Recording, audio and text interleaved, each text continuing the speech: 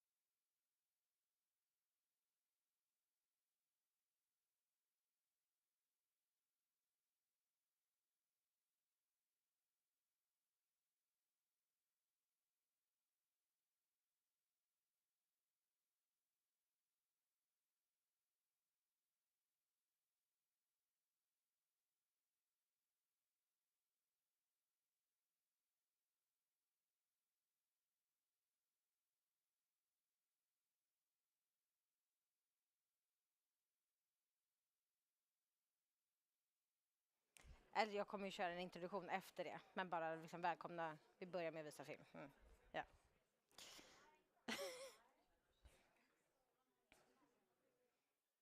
Jag pratar nu. Hej allihopa och varmt välkomna.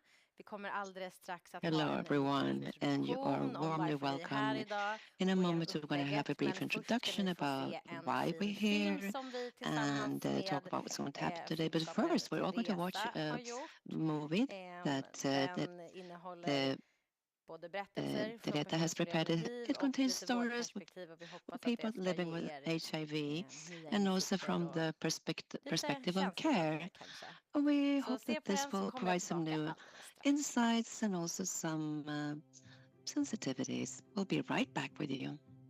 Jag var inte orolig alls att mitt barn att HIV skulle överföras på honom. För att jag hade så mycket information och jag var väldigt informerad om vad som skulle hända. Och när vi skaffade barn, då var min partner också väldigt medveten om att det här var ett barn som jag ville ha. Så att vi var bestämda.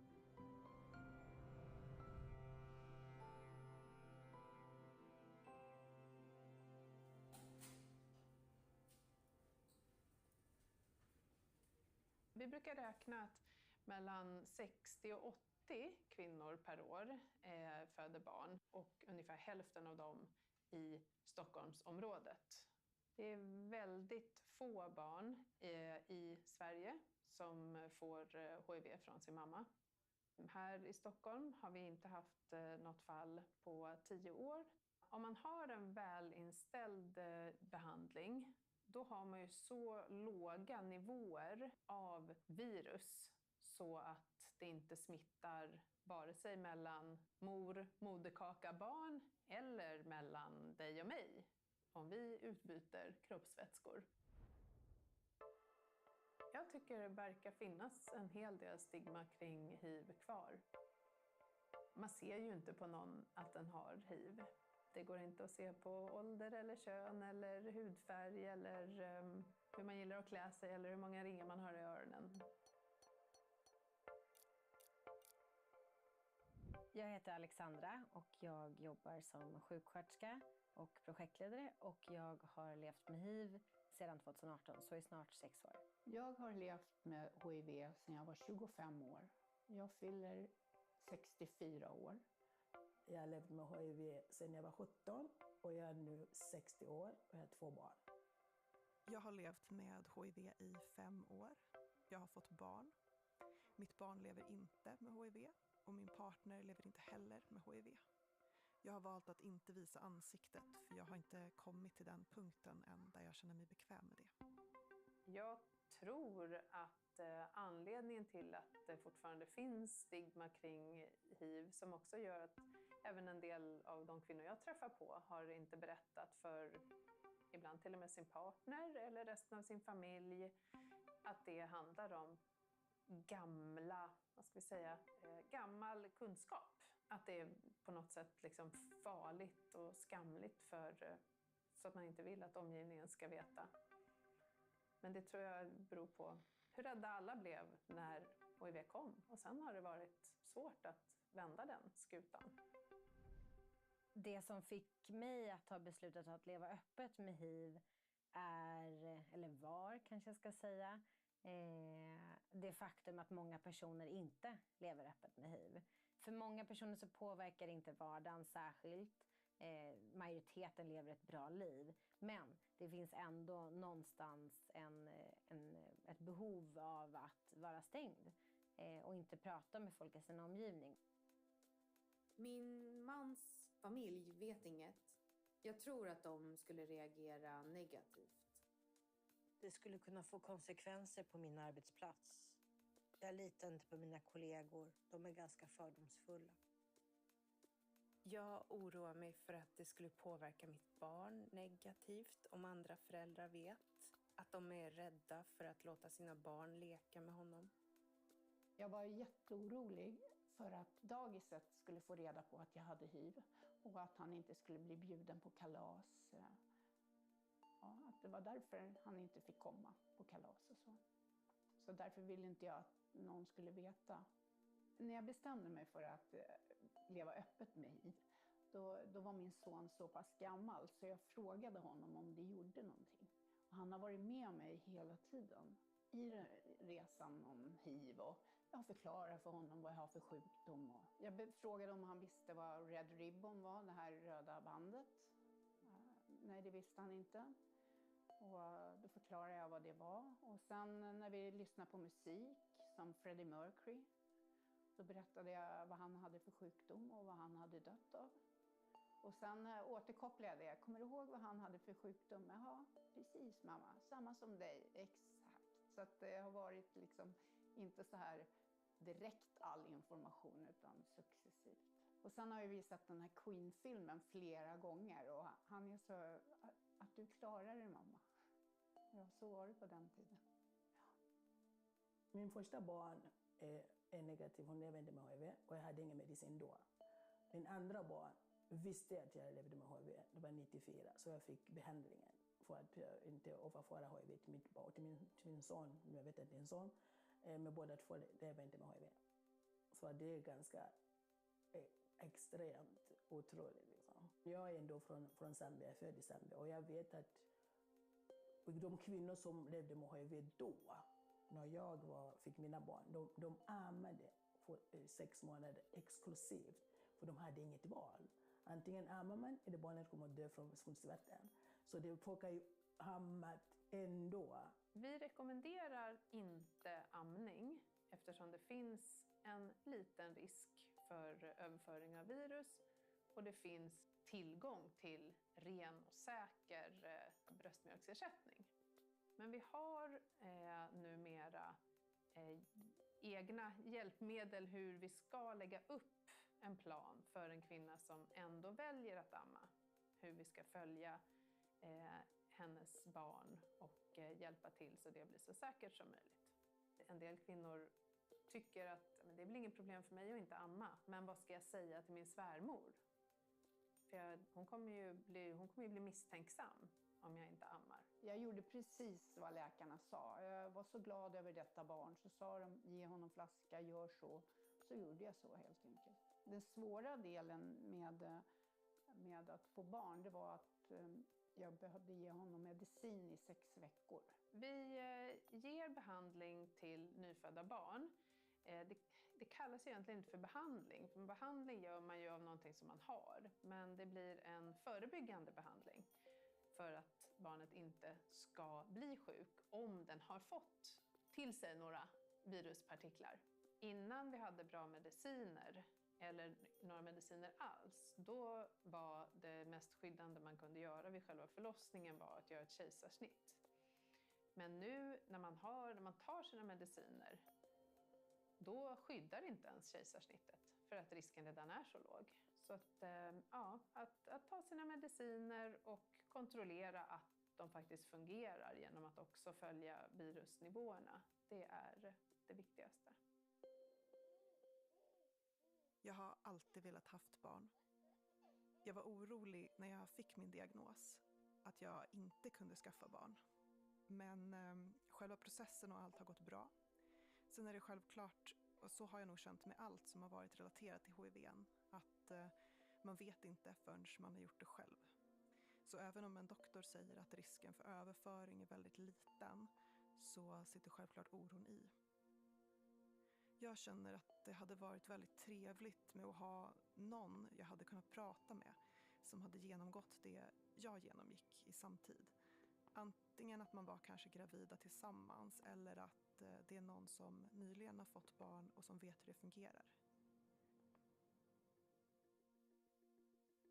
Som projektledare jobbar jag på positiva gruppen med projektet 3P. 3P står för Positive Pregnancy Peers och det är ett projekt finansierat av Allmänna arvsfonden. Och projektet syftar till att skapa en stödverksamhet för personer som lever med HIV och som vill bli gravida, som kanske är gravid eller har skaffat barn redan. Inspirationen för 3P kommer från 4M, Mentor Mothers i Storbritannien. En verksamhet som har pågått under flera år. So the concept of peer support in very simple terms, it means somebody who is going through the same journey as yourself, somebody who has the same issue, somebody who has the same illness. And it doesn't just have to be to do with illness. It can be to do your peer, you're doing the same studies, or you come from the same country. You know, it's just about the similarity in your experience is really important. You're not a professional counselor, but the fact that you've been through the process, you've been through the experience, you can provide that emotional support for somebody. So it's practical, it's emotional, it's psychosocial, whatever it is that the person needs. När det gäller peerstöd inom 3P så handlar det om att personer som lever med HIV och har gått igenom en graviditet, den har liksom unika erfarenheter, och tack vare de erfarenheterna kan den utifrån sina erfarenheter hjälpa någon som har gått igenom samma eller är på väg mot det. Jag tror absolut att 3P kompletterar det som vi gör här. Det blir mycket fokus på det medicinska, absolut en del kontakter kanske med kommun eller liksom olika hjälp runt omkring. Men när det gäller det psykosociala och erfarenhetsmässiga, då tror jag absolut att 3P kan komplettera jättemycket. Quite a number of clinics now within the UK, or at least within London where I'm based, actually have peer support roles within the clinics, or organizations train peer supporters and they go in to work to see patients who are within the clinic. So it is quite recognized in terms of how important it is as part of the healthcare package for someone living with HIV. Under projektets gång har vi utbildat stödpersoner som då har erfarenhet av HIV och graviditet i olika metoder och olika sätt att ge stöd till andra personer. Sen jobbar vi även kunskapshöjande, dels för att det saknas mycket kunskap om HIV och särskilt HIV och graviditet i samhället, men också för att nå ut med projektet och att vi finns. Genom att finnas på olika event och synas där människor generellt sett är, som vem som helst, så är det ett sätt för oss att nå ut och berätta om projektet och visa här är vi är en del av er precis som vem som helst.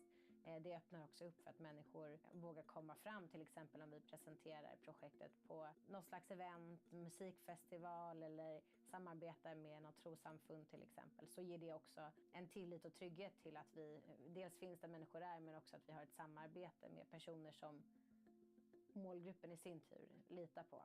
Det som 3P kan göra och vi som arbetar inom projektet är dels att koppla samman personerna med en stödperson som har dels gått utbildning hos oss, men också erfarenheter och liksom sina funderingar och bara medmänsklighet och omtanke att komma med till den personen som behöver stöd. Mycket frågor som uppstår är så här: ska jag berätta? När ska jag berätta? Hur ska jag berätta? Hur kommer det här tas emot av människor i min omgivning? Jag levde öppet med HIV sedan 1996. Och det första gången jag pratade offentligt var i riksdagen. Och en gång var jag på TV när min son fyllde år. Precis, jag glömde att han skulle fira år, så jag var på TV när han fyllde 5 eller 6 och sånt. Och sen tänkte jag hade bjudit in alla barn hem till mig. Verkligen, det bara kom till efter jag gick från studion på TV4. Nej, det där var dummaste jag någonsin. Så det är ingen som kommer. Det är ingen som kommer komma. Så när den dagen kom, det var en låda. Så jag satt där och väntade. Okej, de ska komma klockan 1.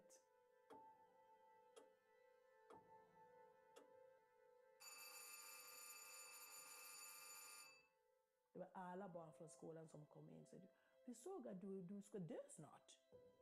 Kan du göra lite korv? Kan du laga mat? Ja. Alla kom in och sa: allt jag hade förväntat mig, det är inte det som hände. Det var helt någonting annat. Så men det kanske inte är farligt att prata öppet. Kanske jag får med hjälp. Vadå? Det värsta och det bästa som har hänt mig, tycker jag.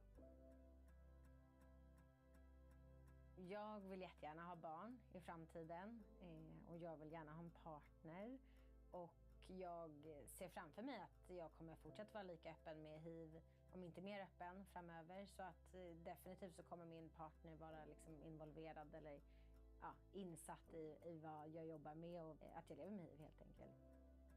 Jag brinner för att upplysa om sexuellt överförbara sjukdomar. Jag brinner för för att människor som också lever med hiv ska få ett bättre liv och för deras rätt till att må så bra som man faktiskt själv kan må. Ja, men för att liksom försöka få bort stigma och okunskaper så att människor når sitt liksom fulla, glada livspotential eller vad man ska säga. Jag tycker att det här 3P-projektet har varit väldigt roligt, att det har kommit fram här och att det ska ge möjligheten att ge andra det stödet jag själv tyckte att jag saknade. Så det känns jätteroligt. So HIV need not be the end of the world. It is a very tiny virus. It does not define who we are. So you're not alone and you can live your best life. Just make sure that you access support. Man är inte ensam. Det finns andra som kan hjälpa och andra som behöver hjälp, så vi tillsammans kan göra skillnad.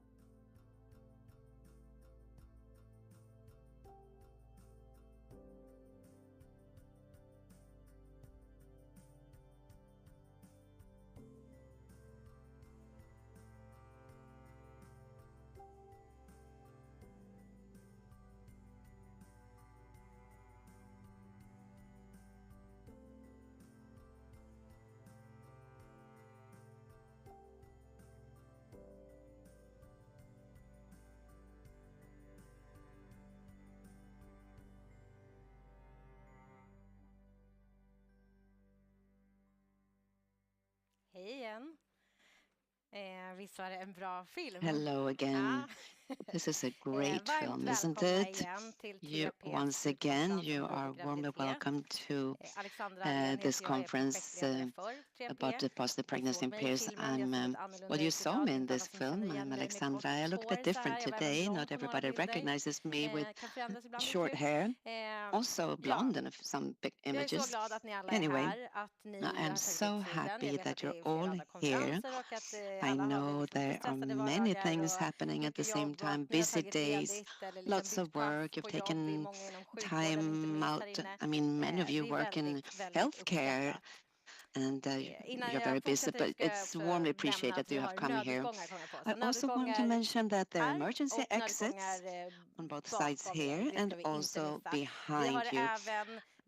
And there's we are many here, but there are many people also connecting through link.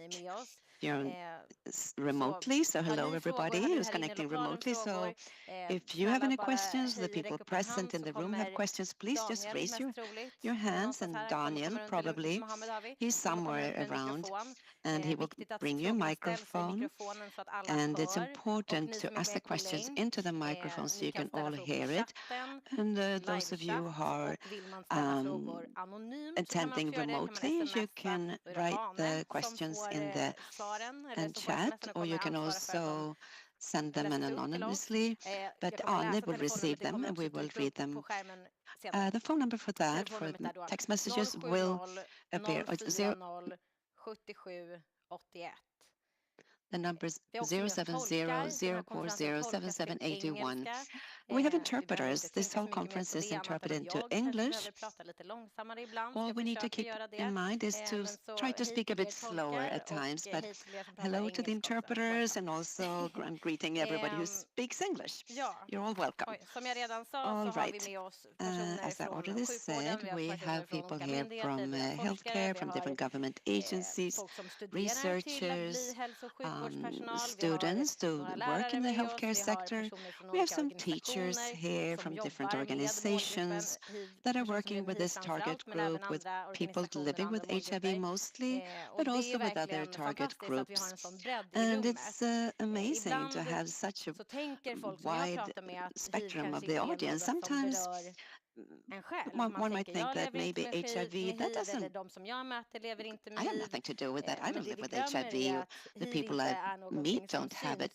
But what we forget is that HIV is not noticeable. Nobody can see that I am living with HIV, and you don't see that in others as well. And we don't know who we meet. We might meet patients and healthcare or children and preschool, somebody out in the city, on the street, everywhere. We're in contact with people that could be somebody living with HIV. Therefore, I and many others feel that it's important to have knowledge about HIV, to know how to meet this. And, well, everyone, we all need to know about this, really, but in particular for people that are living with HIV, I mean, it has a stigma. And therefore, many of us prefer not to talk openly about it. Many are silenced and really told to remain quiet about having HIV. And we see that this affects your decision about dating, about whether to have children or not, or perhaps if you have HIV, you are told not to, even if you want to. So you get this healthcare tells you all sorts of things, and maybe someone healthcare will say, you know what, I don't feel comfortable attending you since you're living with HIV. So all the time, HIV, to many, it's really something that affects you in your life, either because of the choices that we make, or, well, that we make or we don't, things we don't do. And it's an important reason for why this knowledge is so important, which is why I'm so happy that you're all here today, so you can bring this knowledge to your workplaces, family, friends, and specifically HIV and pregnancies. That's not really talked about a lot, and it's really something delicate and sensitive.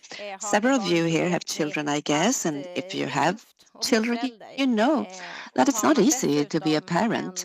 And if you also have a challenge, in this case connected with HIV, but it could be other things, it might be the language or some illness that makes things more difficult.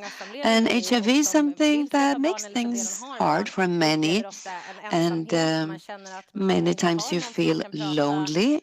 You don't have anybody to talk to, perhaps, about why you might not be breastfeeding, or your concern about wanting to breastfeed, but then and your concern, can you trust research? Can you have unprotected sex? Do you dare to date? There's so many different factors that will affect you, and therefore this project is very important. And it's also really new of its kind. There's no other project similar to this in Sweden. So, and this is a finance that's financed by the Swedish Inheritance Fund during 3 years, and also thanks to the Positiva group, that is the largest group that work with people with HIV. So PG is a group that works with providing support, spreading knowledge, and really expressing the rights of people that live with HIV, and also political work. We have lots of different activities within PG for different target groups for people living with HIV, but in particular regarding HIV and pregnancy, this is the first work to provide this support. So both with PG, I mean, it's a national level, but also at the, I mean, as you've heard also from this video or this film, there's an enormous need. I mean, the numbers vary, of course. We see that the numbers of pregnancies are going down the whole country, and of course, numbers are decreasing regarding HIV as well, but there's about 1,480 pregnancies per year with HIV in Sweden. And I hear all the time from the staff that there are enormous needs to provide support regarding things that I mentioned. And this is where PG through 3P can offer the support. And we have trained 18 support people. They live in different parts of the country, north, south, east, west, to be able to provide this support. And these are people that are living with HIV. They have experience from pregnancies. And this is important part that these support people have their own experience. Because yes, healthcare is wonderful in many different ways. And my care team is fantastic. But when it comes to also meeting somebody that has this experience, somebody who has lived this, can really sort of mirror what you're going through yourself. This is something that many people are missing, and this is something that 3P is providing. So through this project, we've been able to reach out to many people. Those of you that are here, that's also why you're here, but also to many others, where we see that there's a need to increase knowledge, and we do need your help to reach these people. So what else did I want to tell you? So we are affected in different ways by this project. It reaches us in different ways. We have different professions and roles. Personally, it reaches me as a person living with HIV, HIV positive, as a woman. I want to date, I want to have sex, I hope to have children one day, and also touches me as a friend. Because I know people that live with HIV, I've heard many stories, and I know how difficult it can be,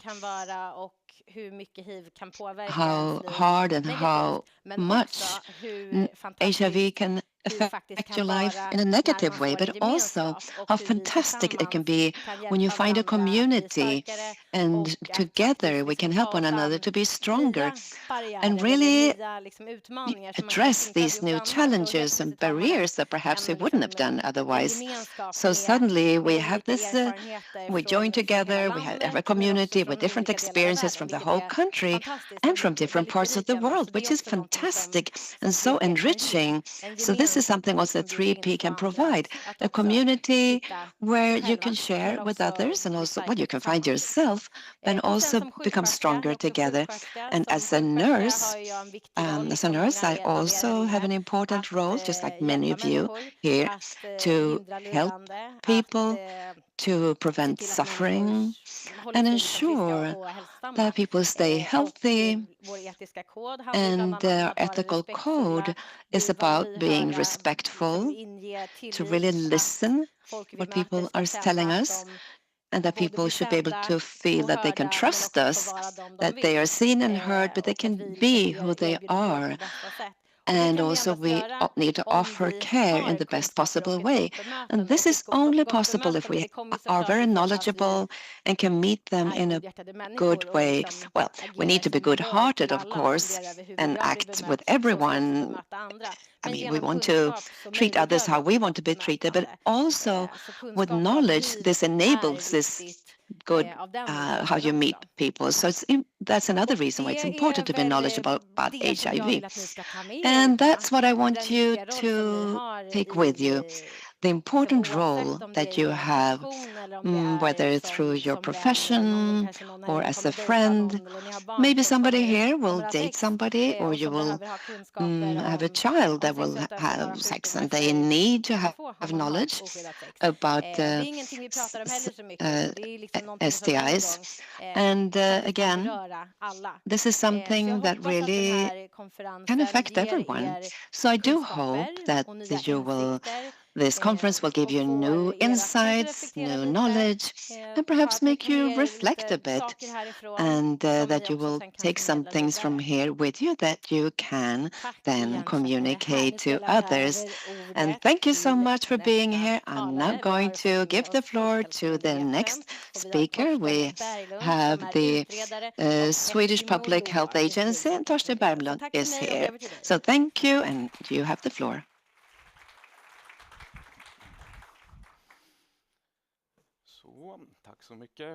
Right, thank you so much for inviting me here.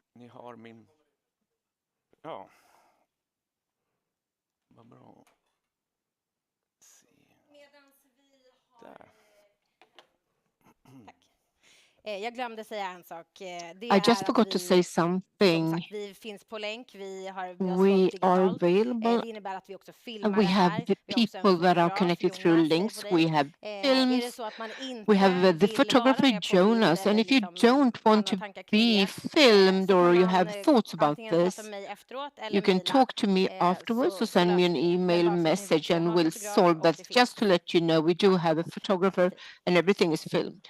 Så, tack så mycket för att vi fick komma hit. Thank you so much for inviting me here. It's so nice to be here with you.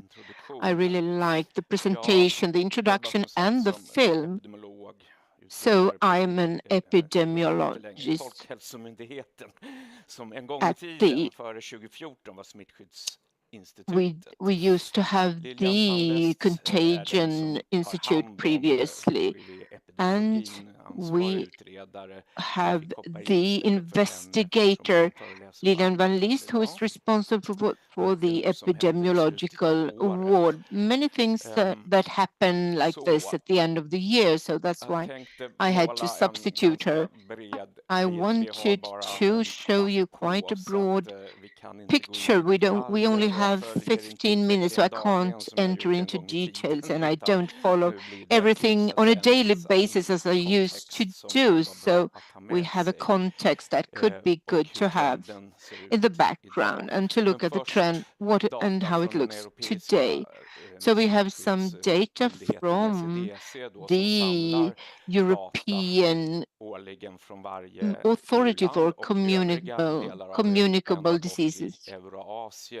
So it stretches all the way from the EU, the EEA into Asia. You can see the dark fields on the map, which denote the areas where we have most HIV cases today in Europe. So that's Russia, Ryssland och Kazakstan, tror jag vi har. Kazakstan, det är där, och Ukraina är väl and we have länder Ukraine, där vi har en så kallad which incidens are the per 100 countries 000 where we have an invånare som är incidence, mörkast röd på kartan då. which is it's dark red on the map, as you can see. 110 000 fall 110,000 cases were reported during 2022, which are the latest data we have available, and 23,000 were from the EU and EES area,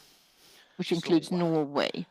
Den svenska epidemiologin som vi So we have the Swedish epidemiological surveillance that we publish, which is based upon the reported cases we have at the HIV clinics that the doctors report, and from the laboratories we have 2 reports in the, so we have a special system in the database for all contagious diseases. We have some 70 that are part of the Communicable Diseases Act, so we have to have a control of the situation of the development of the various kinds of diseases in Sweden.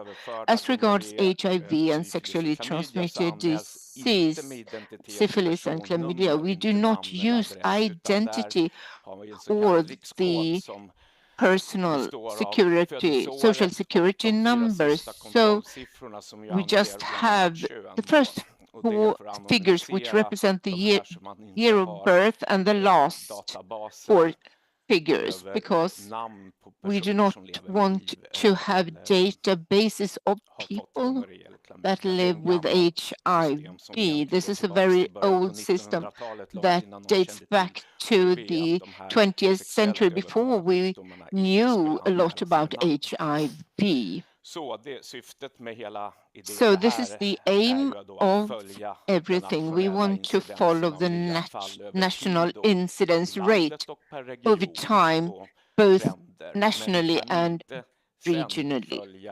But then we cannot continue to follow up what happens with a person that lives with HIV, because this is done through a particular system that the clinics databas då, that vårdkvalitetsdatabas offer som therapy for HIV, they have a alla particular HIV-kliniker i Sverige database anslutna till, och det är that ett stöd all i val HIV av clinics are behandling, och man connected to in följer order to give Myrload och support and CD4-tag therapy och så to the vidare över tid. patients. Och där, tack vare Infcare And som har thanks en väldigt hög 99% to täckningssäkerhet när det this, gäller alla we have a som lever med en känd HIV-diagnos. Så vet vi 99% att coverage in this case. So we know that about i 8,500 Sverige idag. people I live slutet på with 2023 HIV today, or rather in 2023. So they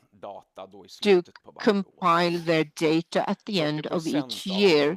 40% of these 8,500 are women, and the age division for women and men show, as you can see here on this diagram, so we have 52% who are over 50 years of age. The largest age group are around 49 years and 50 to 59. And you can see that children are not included here, but there are 130 children today under the age of 20 who live with HIV today. The majority of all people living with HIV in Sweden were born abroad. They are 67%. Så ytterligare lite data från Infcare HIV då, So some more data. We have heterosexual transmission, which is about half the rate. Men who have sex with men, 32%. People who have injected or are injected drugs constitute 4%, and mother-to-child transmission 3%, blood transfusion or other blood products 1%, and the unspecified transmission wrote 7%. So this is the picture. Maybe you already know about these 95 goal, which used to be 90-90-90, which means that all countries should reach this level of 95%. So a couple of years ago, this was changed from 90 to 95, and just last week we published, they were researchers in Sweden and people at the Euro surveillance, and by means of very sophisticated models, they calculated what the reality is in Sweden at present, or what it used to be. If we look, we do not know the exact situation because that depends on the diagnosis of the cases, but they arrived to the conclusion that 96% of all people living with HIV today are well aware of their diagnosis or are frequenting an HIV clinic. And of those, 99% are being treated, and 98% are well treated and have reached the therapy aim, which are very high figures. And already in 2018, we had arrived to all three these goals. And then there is the invisible era, they were not aware of this. And this really means that there are about 300-400 people in Sweden today that have HIV without the healthcare system knowing about this. So these unknown people used to be double that number. So we can find this article. You can go and to the website eurosurveillance.org So our Swedish HIV curve starting from 1984, when we had HIV who became reportable, it had to be reported, and we had antibody tests. And this meant that people were tested, and many people who had HIV during the 90s, it wasn't a particularly serious outbreak then. But we really have a need to check this. But later the curve started to fluctuate slightly, but it was very intense up to 2007. And if you look at the single years, you see lots of peaks, and that depends on the migration streams from the various parts of the world. But after 2007, you can see that the curve actually has been halved as regards reported cases. Only here in 2022, we can see a peak. What happened then? The war in Ukraine.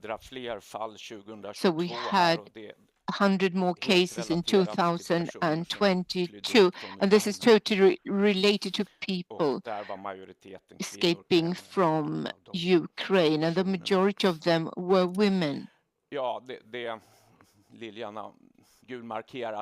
So we have a marking in yellow, and the curve does not only show newly diagnosed cases, but they show new cases in Sweden, and the majority of people from Ukraine were being treated, and they were well treated, actually.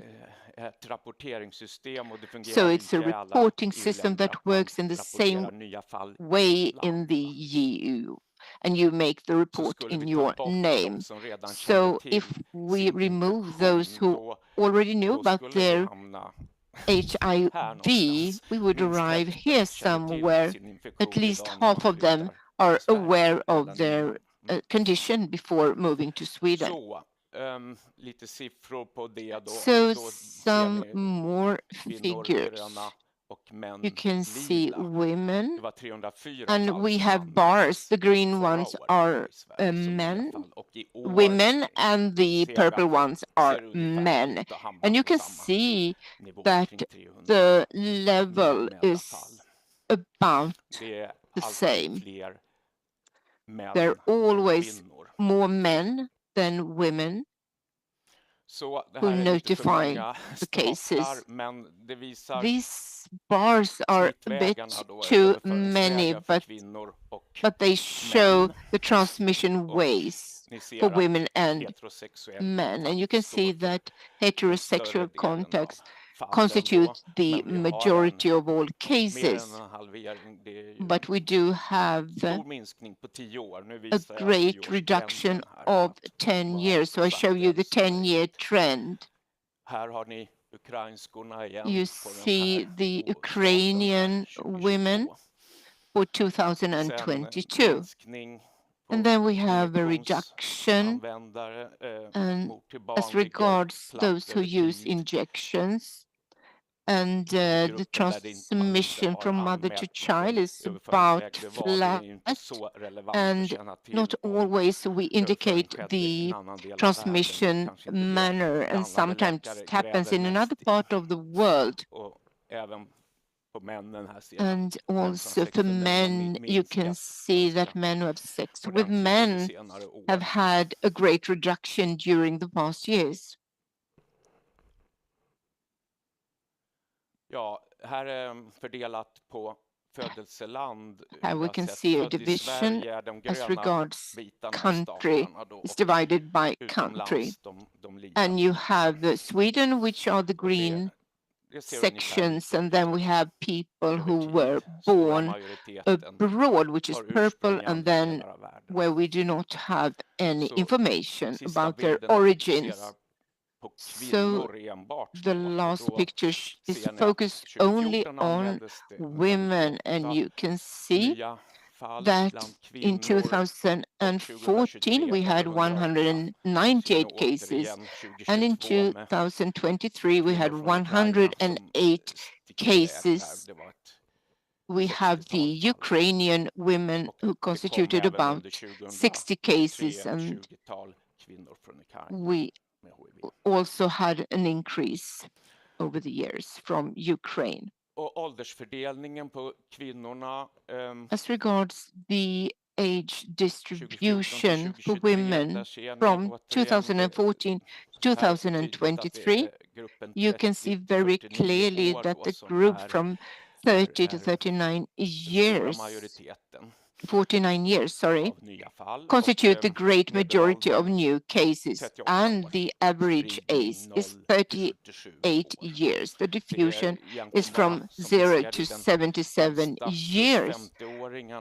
You can see that only among people over 50 we have a slight increase, about 20-25 cases per year.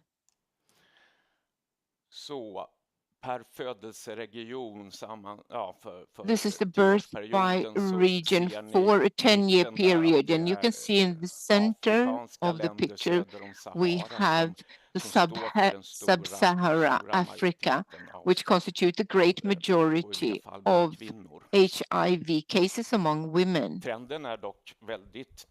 But the tendency is very clear because you can see a clear reduction, and this is partly due to changes in the migration, but also that we have reached out well with therapy programs during the past 10 years in a great many parts of the world through various actors. So it is not only caused by migration. The diffusion of HIV is diminishing thanks to the therapy and treatment. Also, those who have contracted HIV in Sweden can see a reduction. Oh, sorry, that was the land of birth. People who are born in Sweden, we can see a reduction in the trend.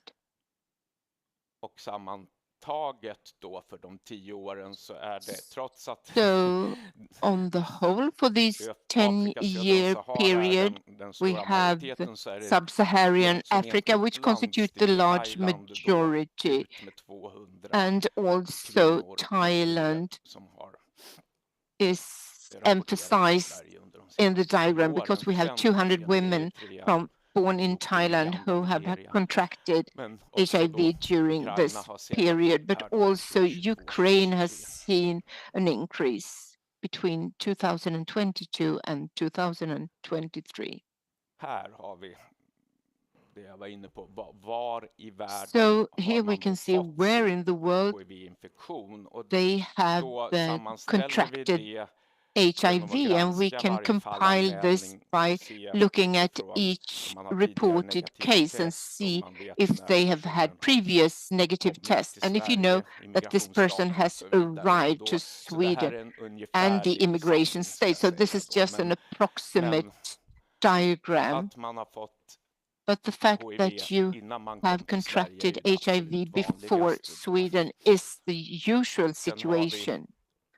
And then we have some women who have contracted Sweden in Sweden while they were living in Sweden. But we have some 50% reduction during this 10-year period, and also women who were living in Sweden but contracted HIV abroad, maybe on a trip or when they perhaps worked or stayed abroad. Even tourists or temporarily living people living in Sweden, you can also have this section. You can end up in the statistics. temat för er konferens. So the theme for your conference, which is HIV transmission from mother to child, we do have some data about this because we look at the transmission just as we saw with the men who have sex with men and those who use injections. And we can see that there are about 11-12 cases per year, but the average age is not 0. It's about 11 years. So even adults arrive here and have a known diagnosis, and maybe they have contracted HIV previously or during the pregnancy. So you will principally be originating from Africa or sub-Saharan Africa. This has been evident during the past 10 years. Southeast Asia and also the rest of the world. So this is the picture we have. I do not have any particular knowledge about this. You can have the data at the clinic, but it could be a woman who has been tested very late during pregnancy, for example, not have had the treatment. To conclude, we have about 8,500 people who live with HIV in Sweden today, most of which are women, 40%. And the dark figure is they have no contact with HIV clinics. They amount to 300-400 people, 4%. So about 9,000 people live with HIV today. And we have a decreased incidence during the last 10 years, both in women and men, in different transmission ways. About 80% born abroad come from other countries than Sweden, and about 50% already knew their diagnosis when they arrived to Sweden. The majority of women are around 30 to 49 years the first time, and they were born in sub-Saharan Africa. About 11-12 people are reported each year with the mother-to-child transmission, and most of them were born in sub-Saharan Africa. That's the last picture. Any questions? Everything was crystal clear then.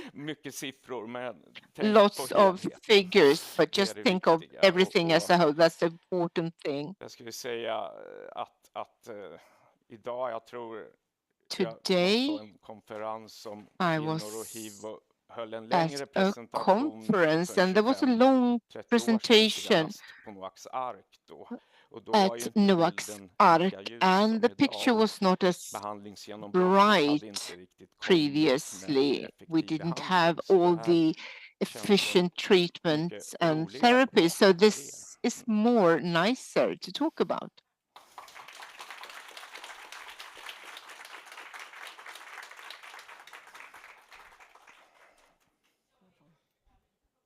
Oj, det var snällt. Tack. Okay, thank you.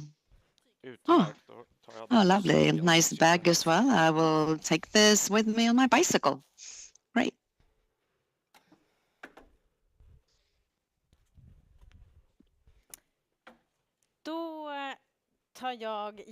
All right. Now I would like to introduce the next group here. Malva, Rona, Chantal. Welcome. Please come up here and have a seat.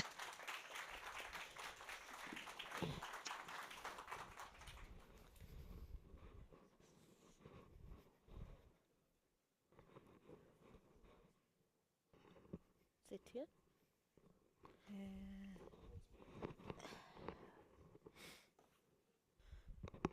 Och som sagt, om ni har frågor And again, if anyone has any questions during the conference, please put them in the chat, or you can send an SMS, a text message, sorry, to Arne if you prefer to be anonymous.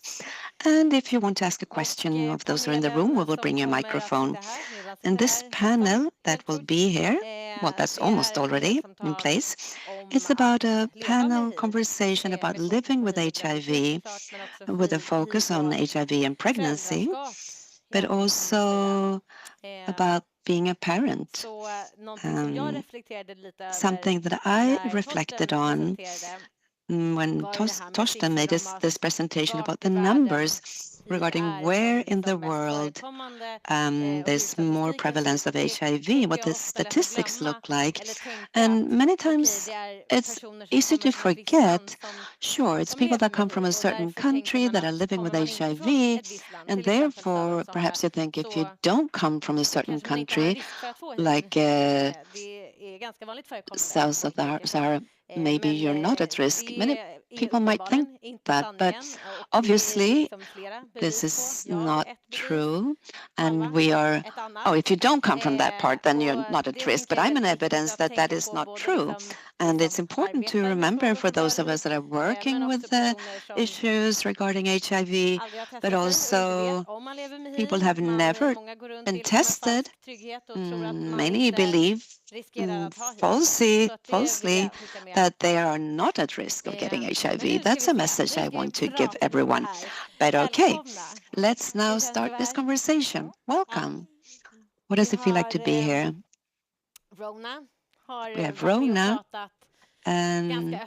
who has been talking openly about HIV already, then Malva, who is quite new, yes, and Chantal, also new, and it's so nice that you're here, and that this community that I said that we have each other, and that contributes to being more open, I think. Could you tell me something about that? What made you come here today? I've lived with HIV for the past 16 years. And I'm fine, and so are my children. I sort of almost forget about it. But you haven't talked openly about it before, but are you ready? You feel ready for this now? Yes. Okay, wonderful. And Rona, your thoughts about talking openly about HIV? I'll speak in English. Okay. Of course. In English. Before, I used to not talk about it, but I got HIV when I was 13. Next month I'll be 40. I've had 4 children. The oldest now is 19. The firstborn died, but not of HIV. So I'm now open to talk about it with everyone, even my children. So I just live every day like any other normal person. Yep. Och Malva, hur Malva, känns det för dig att vara här? How do you feel? A bit nervous. I think it's the first time, but I came into the Positiva group rather quickly, and I've become very inspired by everybody else who is open. And I also feel that I want to achieve a change in society. I think that's why I am open about this now. Right, and you don't have any children either, just like me. Do you want to have children one day? Yes, of course. And your thoughts, in what way would you say that HIV might have an influence on your decisions in life when it comes to dating, talking to a partner, or not talking about this, or having children? Right now it's a bit difficult, but also it's because everything is so new to me. And I think as the years go by, it's going to become easier, I think.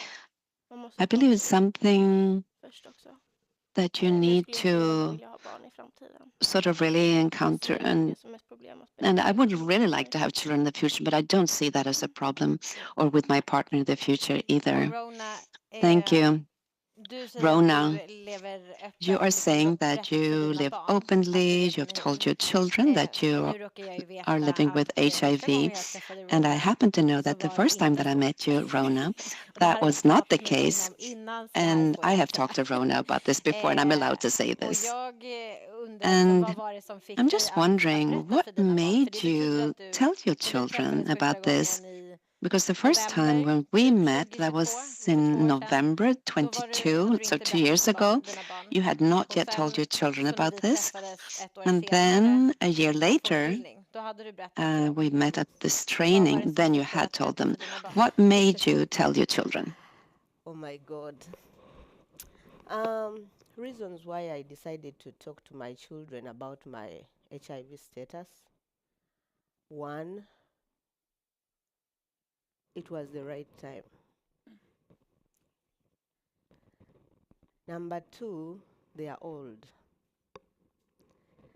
But one time I was at work. My 11-year-old son took a picture of my drugs, sent to me, and said, "Mom, what are these drugs for?" Every time before, they would see me taking the medication, but they never asked. And for me, I thought maybe they knew, but it's a topic we never talked about.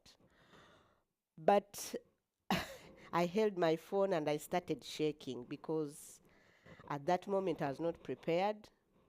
At that moment, I didn't know what to tell him. He's the youngest. I texted back and said, it's my medication for headache. He sent me back a message immediately and said, "No, mommy, I have Googled. This medication is for people living with HIV. Remember, I'm at work. I work in Vod.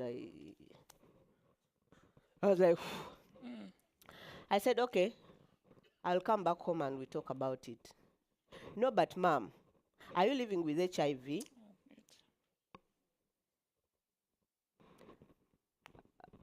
I am a volunteer with Noah's Ark. We had talked about it previously with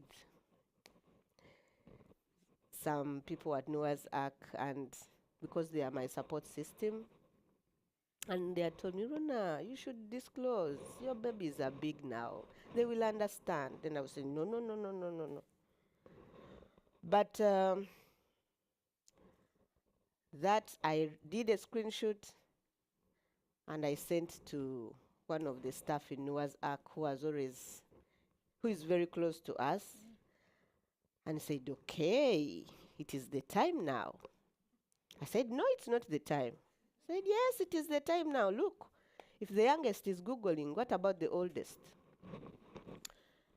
So that day I went home, I got home late. I decided to sleep, go to bed.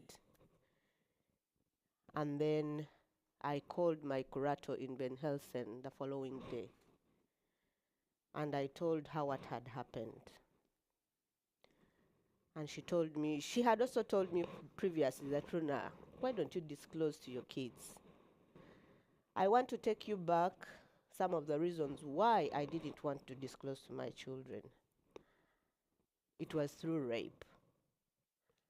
I don't know children here in Sweden, but our children ask who, when, where, why. So also the questions would continue and continue that I didn't want to answer. Children are like, to me, my children are like my next of kin. There's no way you can go around and lie, because if it's a lie, again, they will not trust you. So Alexandra asked, why did I have to disclose? I really wanted to before, but those questions, why, who, when, I didn't want to go into that. But unfortunately, we arranged meetings in Van Helsing with one staff from Noah's Ark, and we went to the hospital. I told them we are going to do a DNA test. At that time, I was processing my legal, having them here in Sweden legally as their mother. So I was telling them, the court asked that we do a DNA test with me. So we are going to the hospital. They put on their best clothes and we went to the hospital. In a big room, I had to introduce the topic. Dear parents and caregivers, this is a very, very, very hard time for you to disclose to your children when you have so many questions. The room cried cups and cups of tears. My middle son was so disappointed. He said, Mom, I have been so stubborn to you. I haven't been a good boy. Maybe if you had told me earlier, I would be a better son. My oldest daughter, she told me she knew. She had got this rumor from her family that I was a prostitute and that's why I had HIV. But she also said she feared to say, thinking of what reaction that would come. My youngest son, the one who Googled, he asked me, Mom, why didn't you tell us? We love you. We would want to take more care of you. But all in all, the disclosure came up. I am now having the benefits of disclosure to my children. I will tell you, I have never been loved before by anyone, not even my parents. I have never been loved before by my children like they love me now. Yesterday I was coming here and my youngest son came in. He asked me, oh, Mom, you said you have a conference. I said, yes. Have you packed your clothes? Did you pack? Did you get time to pack? I said, yes, I didn't pack, but I just want to put in a few warm clothes and it's okay. Don't forget your medication. Every time I'm going to bed, because I'm a single mother, I have these teenagers and adult children in the house. Sometimes you're running up and about. I am a student also. So they see my life is hard, establishing myself in Sweden, and I have to be there for them too. But every time I'm going to bed, Mom, have you taken your medication? When I say no, still on the dining table, he will go to the room and pick my 2 tablets and bring them for me, which used not to happen. My middle son, the one who was so disappointed, he will wake up on a weekend and tell me, Mom, if you're not working today, sleep. Don't wake up. I'll make breakfast for you.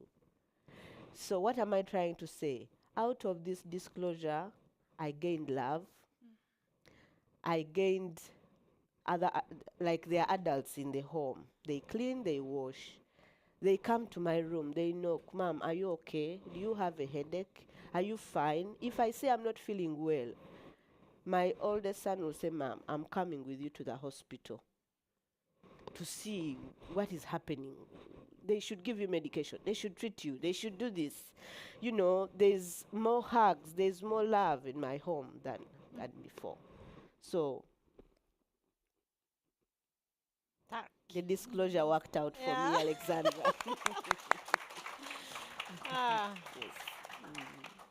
Det är fantastiskt Wow, this is so fantastic to listen to these reactions and the journey that you have been on.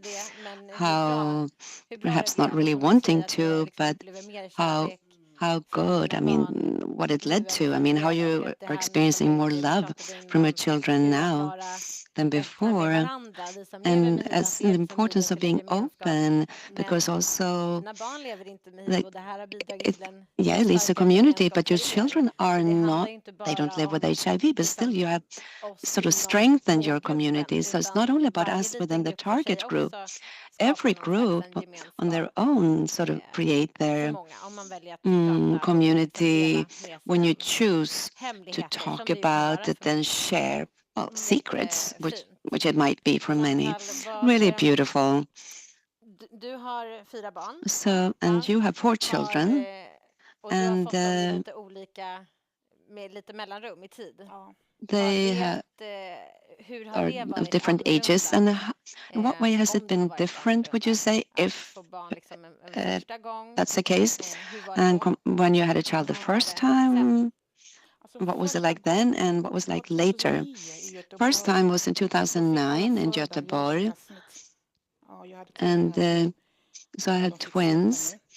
And it was a C-section, and you were not allowed to breastfeed then.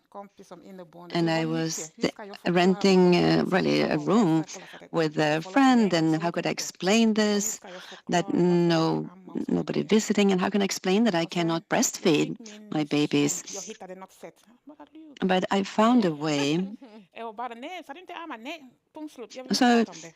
So they asked, you're not going to breastfeed? I said, no, I don't want to. That's it. No. And 2014 was the next child. I was living in Västmanland and I was married. Totally different. Then I was allowed to give vaginal birth, but not breastfeed. So he had a vaginal birth. And then 2020 was the last child, the corona baby.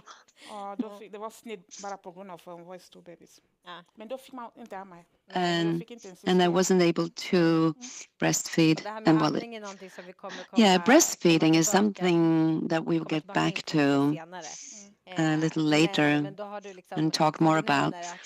But you mentioned that you've had vaginal birth and C-section also, because and Christina said that in the movie, in the video, that was considered the safest way, and it was, I guess, if we look back in time, but nowadays, no, it's vaginal. But you don't live open with your children? Well, I mean, my twins are 15, and they were born here, and they Google, and I know that one of them knows, but she doesn't say anything to me. Are you going to a conference again? Yes. But I will tell them. And what's it been like to tell your husband? Yes, my husband. When I met him, I was not prepared to have a relationship. I was studying to become a nurse, and my first relationship had not worked out, and I didn't want to have a man in my life, and the twins were maybe 2. And then I met him, and I said, no, I'm not interested. He said, sure, we can be friends. And he helped me a lot with my children. I needed to study. Oh, so he was asking, what are you doing? I'm studying. With the kids? No worry, I'll come and pick up the children and look after them, and he would take them somewhere. And after 4 hours, he would ask, are you done with your studies? He'd come back, bring the children back.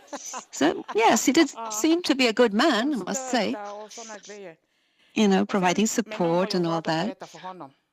And then at some point, I decided to tell him, so I live with HIV, and I don't have any time really to play around, but if you want to have a serious relationship, then yes. And I gave him the phone number to my nurse, and so if you want to go and talk to her, and so think about this for a few weeks and then come back to see if you're ready, and however you feel about it. And that's what he did.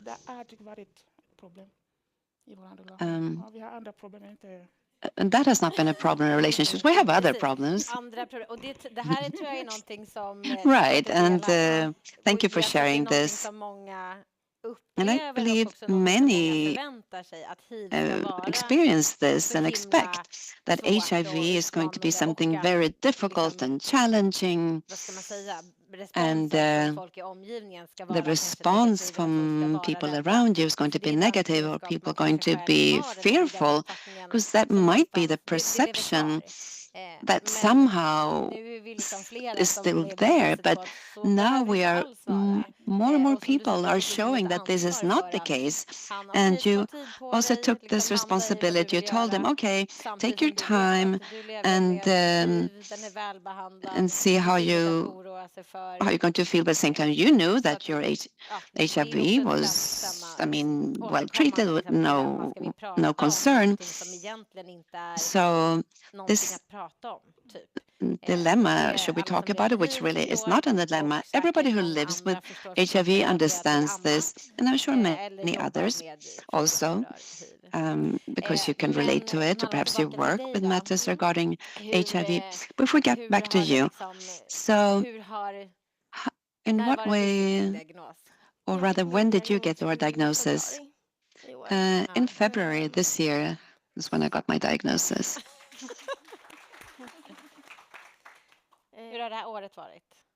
And what's this year been like for you, connected to HIV? In what way has it affected you? A lot. Many things have happened. It's been tumultuous, really. I have had a very good response from others. I have talked a lot about it at work and with my friends. So practically everyone has been very positive, and perhaps some comment there and there, but I try not to allow this to affect me, really. Verkligen. Ja, nu får du fina hejarop här från alla. Yes, you're getting some good cheers here. Yes, good for you. I mean, this is very brave, and it's not self-evident to talk openly about living with HIV. We all bring with us different experiences. Some of us have lived like Rona.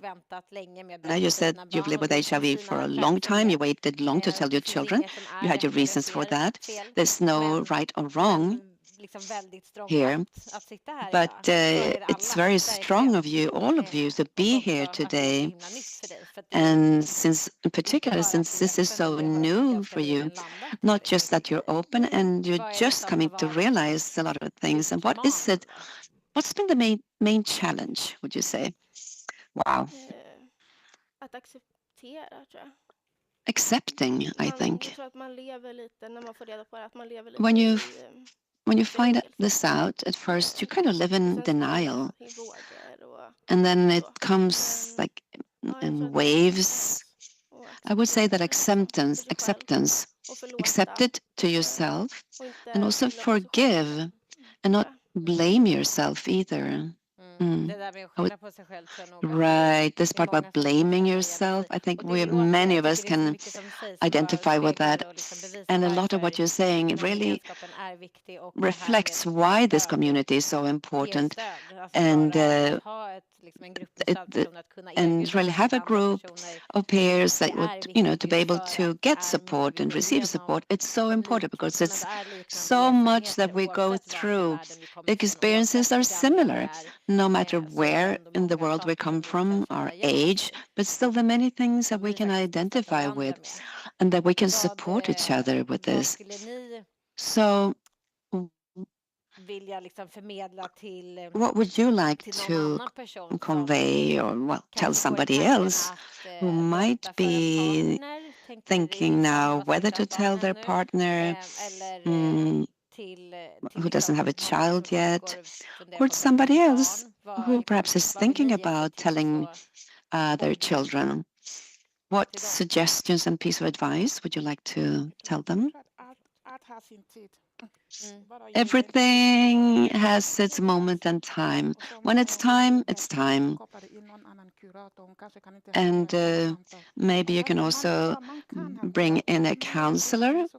I mean, if you feel that you cannot do it by yourself, maybe you can talk to somebody who can be there with you when you tell this other person about this. And then one can reach out to you, right? Yes, I'm used to difficult conversations at work, both as a nurse and also as a person who can support others. Yes, I can do that. But also to connect a counselor.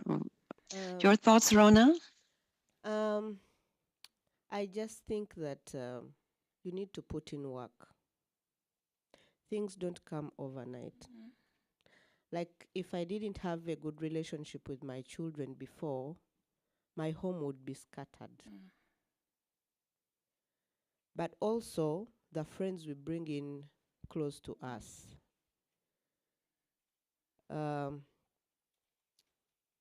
For example, I dine with the Positiva Gruppen. I have friends there. The Alexandras, the Friday meetings. I have Noah's Ark. If I had made my children meet people who are not in the same, like who understand what I go through, it would be a little bit hard.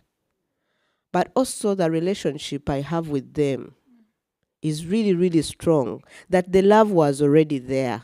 The care was already there. But then I brought in the vulnerability part of me for them to not judge me, just to accept me. You need to put in work. If it's a spouse, put in work. If it's a friend, put in work. If it's a family, put in work. Like, make them like priority somewhere. Have someone that will really accept you. Because you not wake up overnight and want to tell your spouse just like that. You will not wake up overnight and want to tell your friend just like that. You need to have created a good relationship before with these people for them to feel that, let me have this for this person. So I just want to say that you put in work, you put in time, you bond, you create it. You know, here it's a lot, we are running up and about, money, and then we forget. When you enter your house alone, you think you are alone. But there are days you'll wake up when you can't even make breakfast for yourself. We really need people around us to show us love, to be there for us. Yes. Och som du säger, våga vara and as you're saying, to dare to be vulnerable. Kan ju inge tillit. And this will also give trust, and that, you know, dare to trust people around you. And so the people around you, they want to be a good support for you, give you love, and this can lead to something stronger. Malva, any thoughts regarding this? What would you tell somebody else who's thinking about being open, or telling somebody else about this? I thinking more that the people who love you, they will accept you for who you are. Why? The reason why I'm open is because I want to see a change in society, and I think we need more. That more people need to do this. Thank you. And the last question.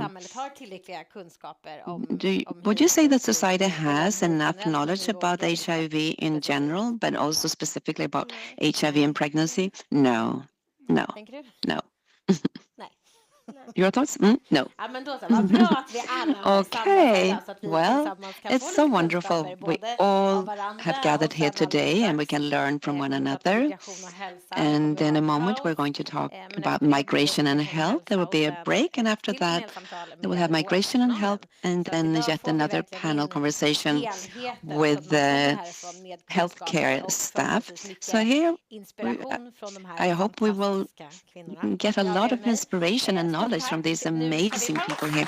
So thank you so much, and we will now go to a break. Oh, thank you. Okay, so until 11:15 we'll be on a break. So 16 minutes for all that, getting up, getting coffee, bathroom, everything that needs to be done. And we'll see you back here 11:15.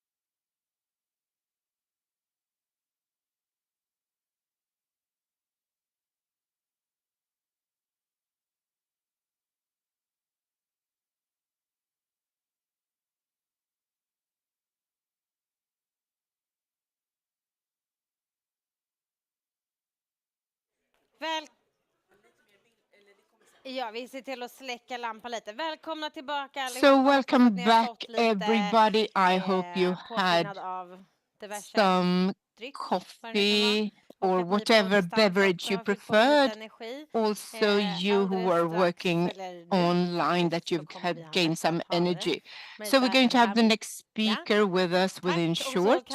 We have Maissa Al-Adam, so please turn out the lights for me. Thank you. Hej allesammans. Hello everybody, my name is Maissa Al-Adam.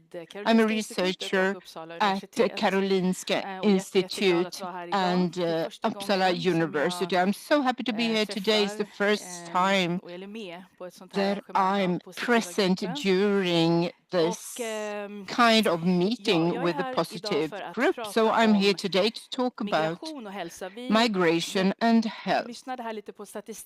We've heard some statistics previously, and we also are going to talk about this today because migration can be a factor. We're going to look at this together and see what it means. I hope you can hear me well, everybody. Excellent. So vi ska gå igenom lite grann So modeller we are going to look at various models that we use to understand health and migration. We're going to look at some health outcomes at group level and also migration-specific syndromes and what we know about the causes. Also, health factors are going to be examined, and we're going to look at the care appointment as a health factor. And this is also an introduction for the next panel discussion that we're going to have before lunch. This model is called Migration and Health, the 3 phases. And I prepared this when I was working for my PhD in order to illustrate the health, because it all depends on the health you had previously before migration, but also during. So if we look at the situation before the migration, you had a context, family, work, maybe you frequented school, but you could also have some political problems, and these are important factors for your health when you start your evolution. If you arrived by plane, it was very good, but most of them did not. They emigrated on foot or by boat. So many things can happen during your journey. You can end up in prison, and many things can happen that influence your health. And then first, when you arrived to Sweden, we looked at the first 5 years, at least for my PhD exam, and we looked also at the health for those who arrived. So when you arrive to Sweden, if you have a permit to stay in Sweden, you can use all the services. You can read about Sweden and get the knowledge that you need in order to stay in the country. And you can also maybe work, and then you can encounter racism.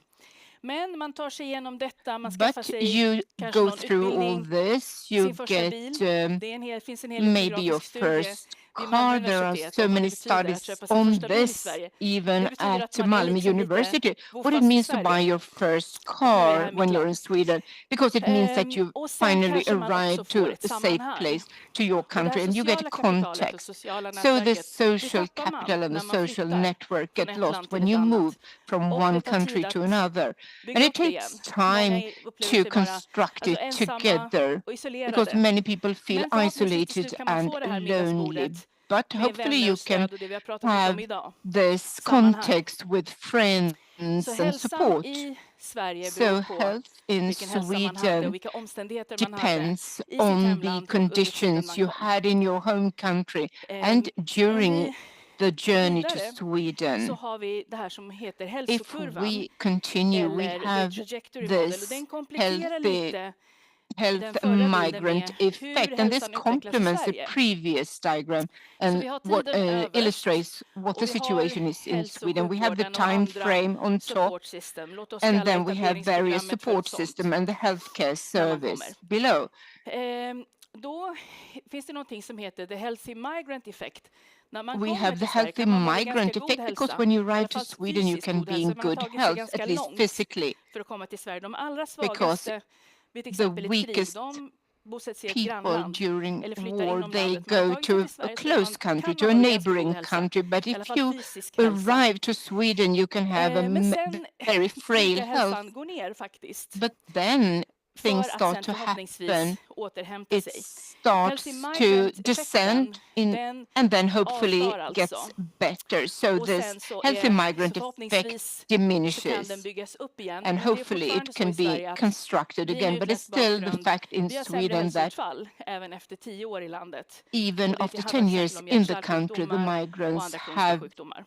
problems. They have Jag tänkte på heart HIV, diseases. att här kan det vara kanske As annorlunda. Om man regards kommer till Sverige och har en HIV, it could be HIV-diagnos different because och if har you fått den arrive to behandlad men Sweden inte with an så väl behandlad, då kanske man HIV diagnosis and not liksom receive the får, good det kan få skilja therapy, sig när det then gäller there HIV. Då could be kanske man mår difference as bättre, regards eventuellt. Men HIV. generellt Maybe you så ser det feel ut så här. better, but generally this is the situation.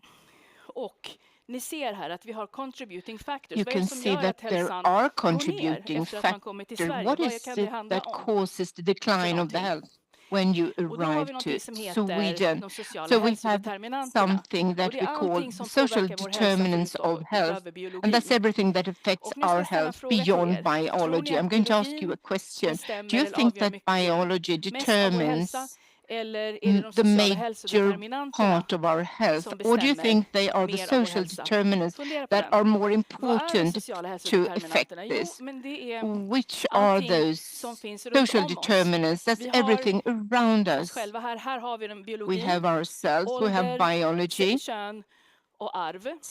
sex, Sen har vi age, sex, våra and livsstilsfaktorer. hereditary factors, and then we have Härifrån lifestyle och factors. uppåt är det mesta From here and modifiable, går att upwards, ändra som vi most säger. Ett things exempel are på individuella modifiable. lifestyle factors som man Examples of ändrar, det är individual att många lifestyle syrier, själv från factors Syrien, is that many people from många syrier som Syria kom vid kriget that arrived 2014 och during framåt, the eller 12 och war framåt. 2012 and Många slutade onwards. röka.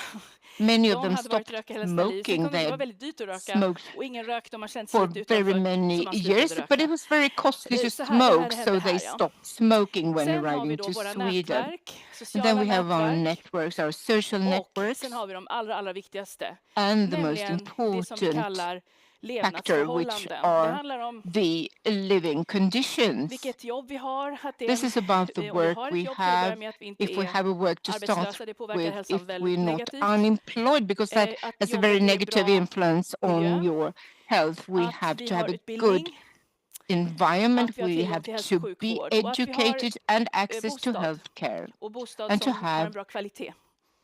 somewhere Det to här, live with Det good påverkar quality. vår hälsa. All these factors influence our health to a very great Det är liksom extent. det omgivande The top samhället, layer, we generella have socioekonomiska, all kulturella, surrounding miljömässiga faktorer. Här finns till factors. exempel migrationslagar. We have Man kommer till migration Sverige laws, så for går example. man igenom You en arrive process to där man måste söka Sweden and you go uppehållstillstånd. through a process where you have to Man apply kan få for ett various tillfälligt eller permits. permanent, och så är det den processen. Eller så är man And there papperslös. is a process about this, because Det är otherwise någonting you som become påverkar hälsan paperless. väldigt mycket. And this really influences your health a I lot. den andra cirkeln här, In levnadsförhållanden, the så handlar second just circle, om we have socialt living and stöd working condition. There we have och social inkludering. support Man and kan bli inclusion. inkluderad eller så kan Because man you can bli be inte inkluderad. included Om man blir or inkluderad not. så är det väldigt positivt If you för are hälsan. included, Och it's really tvärtom. positive Det här är en for process som man people's inte själv health. bara ansvarar för. This is a Man måste ha process that you're samhället not som svarar. Det går från två responsible håll. for alone, Många because i all samhället som inte har society förstått det. has to give Men you så är det this faktiskt. Jag support. kan vilja integrera mig, Not men many samhället people have måste också släppa in understood mig. this, but also the society must Sen har vi let you in. That's hälsoelectriciteten, ja, very den återkommer vi important. till, men det handlar om And then we förmåga have the att health förstå och literacy, använda och and that värdera means hälsokunskap. the capacity of den är understanding and väldigt viktig. value health knowledge, Den which is påverkar really hälsan mer än vi tror. important because it influences your health more Ja. than you think. Migrationen då, den är liksom As cross-cutting, regards brukar vi säga. Den skär igenom allt det här. migration, it's Tillbaka till min cross-cutting. fråga till er. Vad tror ni har And mest if I påverkan go på back vår to my hälsa? Är det question vårt to you, arv och what do you biologi, think eller is är det most de important? Is omgivande it samhälleliga inheritance, biology, och sociala or faktorerna? the social determinants? Ja, det är precis. Det är helt rätt. Yes, exactly. You're totally right. It's really important because we do have a lot of research about this. We've had lots of books written about this. But the fact is that it influences how we live, how we behave, and lots of things that we find in here we can work with pharmaceuticals and other therapies, but this influences our health.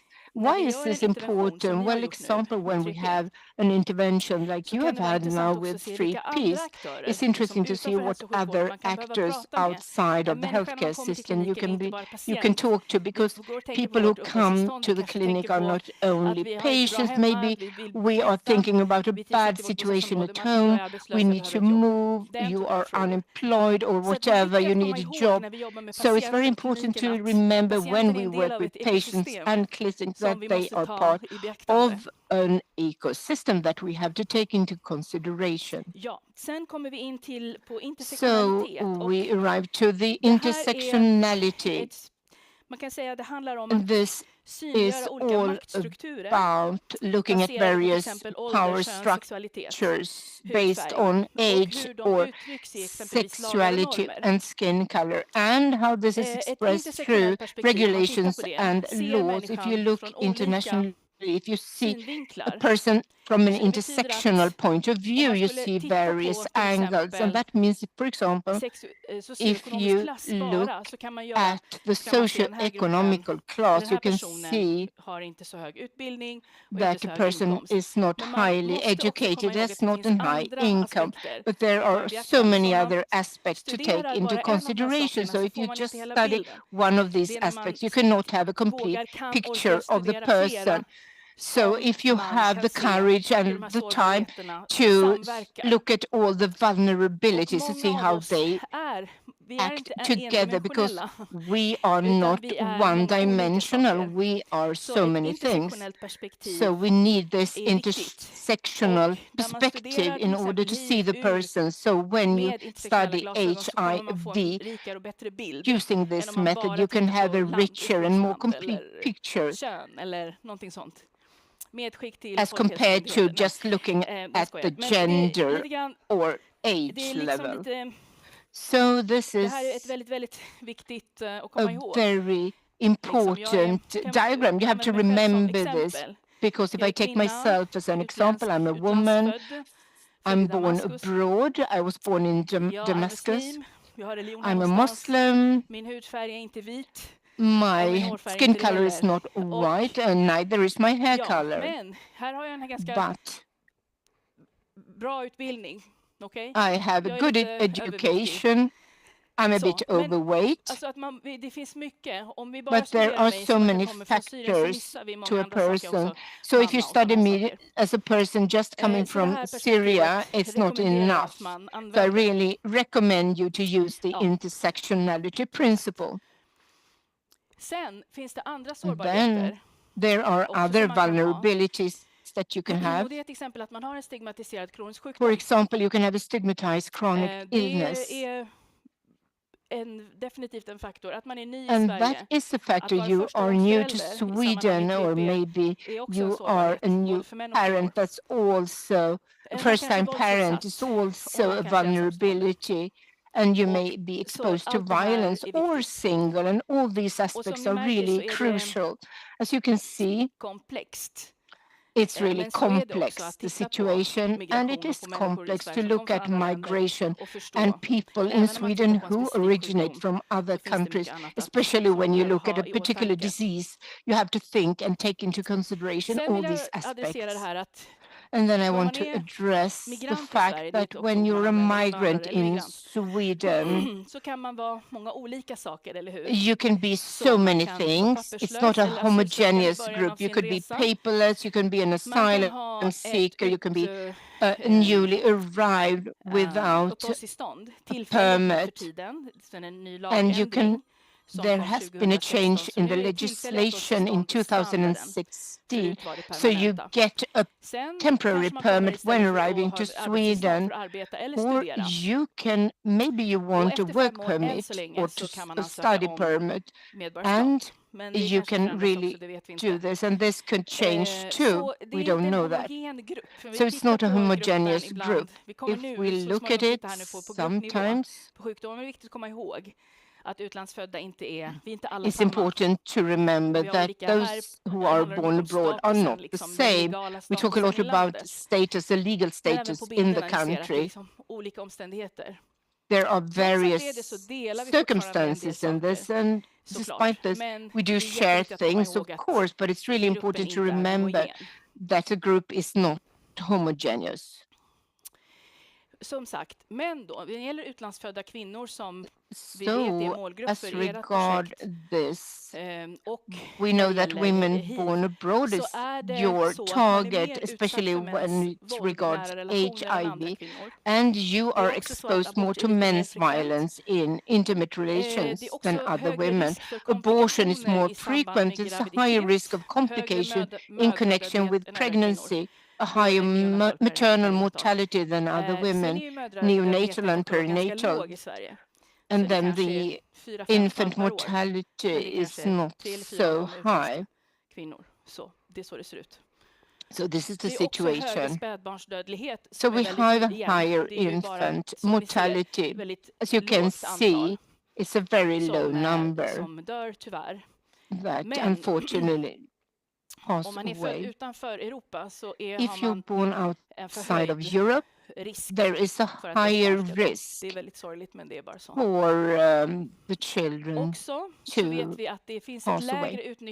There is also a lower utilization of preventive healthcare services like screening and tests, but this is also connected to lower income and lower education, so not all of them make use of this to a lower extent than others. Ja, sen vill jag visa 2 stycken exempelstudier. Det görs inte väldigt mycket so studier there are some case studies and not so many studies at a group level as regards women with a foreign background. I have a colleague called Eva Åkerman, and she has written a paper about the exploitation of Thai women. She's published 4 studies, and it's very interesting what she said, because it's about their abuse or use of the Swedish healthcare system. They have not so much knowledge about Swedish society and the care. And the care context often goes through the men, and they are often Swedish men that take care of their care context, and therefore they do not use an interpreter mostly. They seek urgent care in Sweden, but they plan the care in Thailand. And they don't feel at risk for HIV, but they are very positive to testing and information. Fint att det görs också den här So studier så man kan få liksom bättre bild. I think it's really good to have this kind of studies because it gives you a clear picture of the current situation, and it explains much more why they do not turn to the healthcare system so much. Precis. Jag vet inte riktigt med tiden och så nu, men I don't know how much time I have. Är det någon som har någon fråga nu här i rummet? I don't know if anybody has a question right now before I proceed. Annars går jag vidare. Otherwise I'll continue. Jag tänkte ta upp mer 2 stycken I migrationsspecifika want syndrom. to talk about 2 migration-specific syndromes that only i det här fallet pratar vi om migration. are relevant for minorities. There is something called acculturation stress, and this can also affect the physical, psychical, and social health, and that influences the individual due to pressure. They try to approach the culture of the majority, and this is very well documented. They started to talk about it already at the end of the 80s, and there are lots of texts and documents about this. And this is one of these syndromes which is specific. The other thing is minority stress. I don't know if you've heard about this, the connection of HIV. Patients that live with HIV are also minority in that case. And there are lots of research projects that go on in this matter. And we use the results when looking at minorities with like migrants. And minority stress could also be reduced physical and psychic health. It's connected to stigmata that you experience as a minority, various microaggressions from society, the majority society, which makes people feel stressed. And it's not always that you're aware of this. These are processes.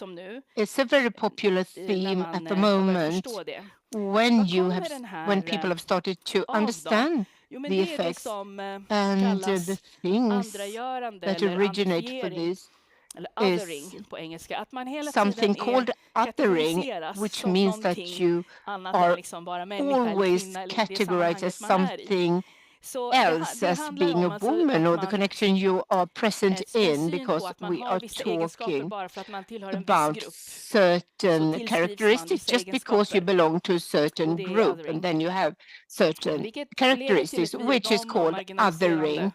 And this causes a marginalization. We stigmatize people and exclude them. So as regards refugees, you are either the victim or the person who performs abuse. So there are lots of factors in this connection. Sometimes when you perform research work and look at this theme, you do need to use categories, and all people who work with this, they have to use this to see the epidemiological picture. But you mustn't forget that you also contribute to othering in that case. And I thought it would be very important to talk about this too. Så om vi ska sammanfatta vad vi vet so to conclude what we know about the causes, we can see why migrants have worse health. We know that the social determinants are very important. You have a higher disease burden, which is called an allostatic burden. It's an accumulated burden that causes illnesses. There's also migration stress, of course, and certain circumstances. So you have a higher disease burden and also lower health literacy. It's difficult to understand and evaluate health knowledge, which of course is connected to the results of the health. And then we have the care encounters, we have language, trust issues, cultural misunderstandings and stereotyping, discrimination. So I have this colleague, Olga Hammer, who has written articles about this, which is something that really affects both the caregiver and the patients. And then we have the intersection. So this is what I wanted to convey to you all today. So what are these health factors? What things can we look at that can help us? Well, if you are born in a middle or high income country with a high gender index, you are fortunate. For example, Syria was a middle income country and they had a good school system, and that's really positive, because that strengthens your health. But today it's a low-income country after more than 10 years of war. If you have language skills, it helps. And also a social network that really works, a social capital, which we also call this. And the higher socioeconomic status and education you have, the better for the health. Sometimes, as a researcher, you would like to raise the the standard, living standard for everybody, because it's really powerful to have this socioeconomic status.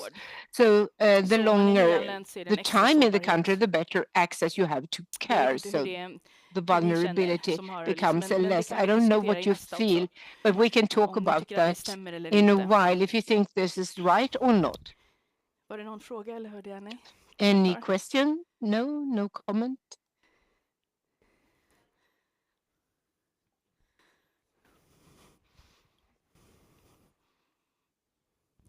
Can I ask in English? Sure. Does Sweden have laws in place for testing immigrants when they come into the country? Is it mandatory test when they come into the country? They do have something they call the health examination. However, it's just a few selected tests that are included, and HIV, for instance, is not one of them. Okay. But so that there is one mandatory. But not HIV. I think someone here, FOM, wants to say something about it. Du kan svara på svenska, jag kan ju svenska men. Ja.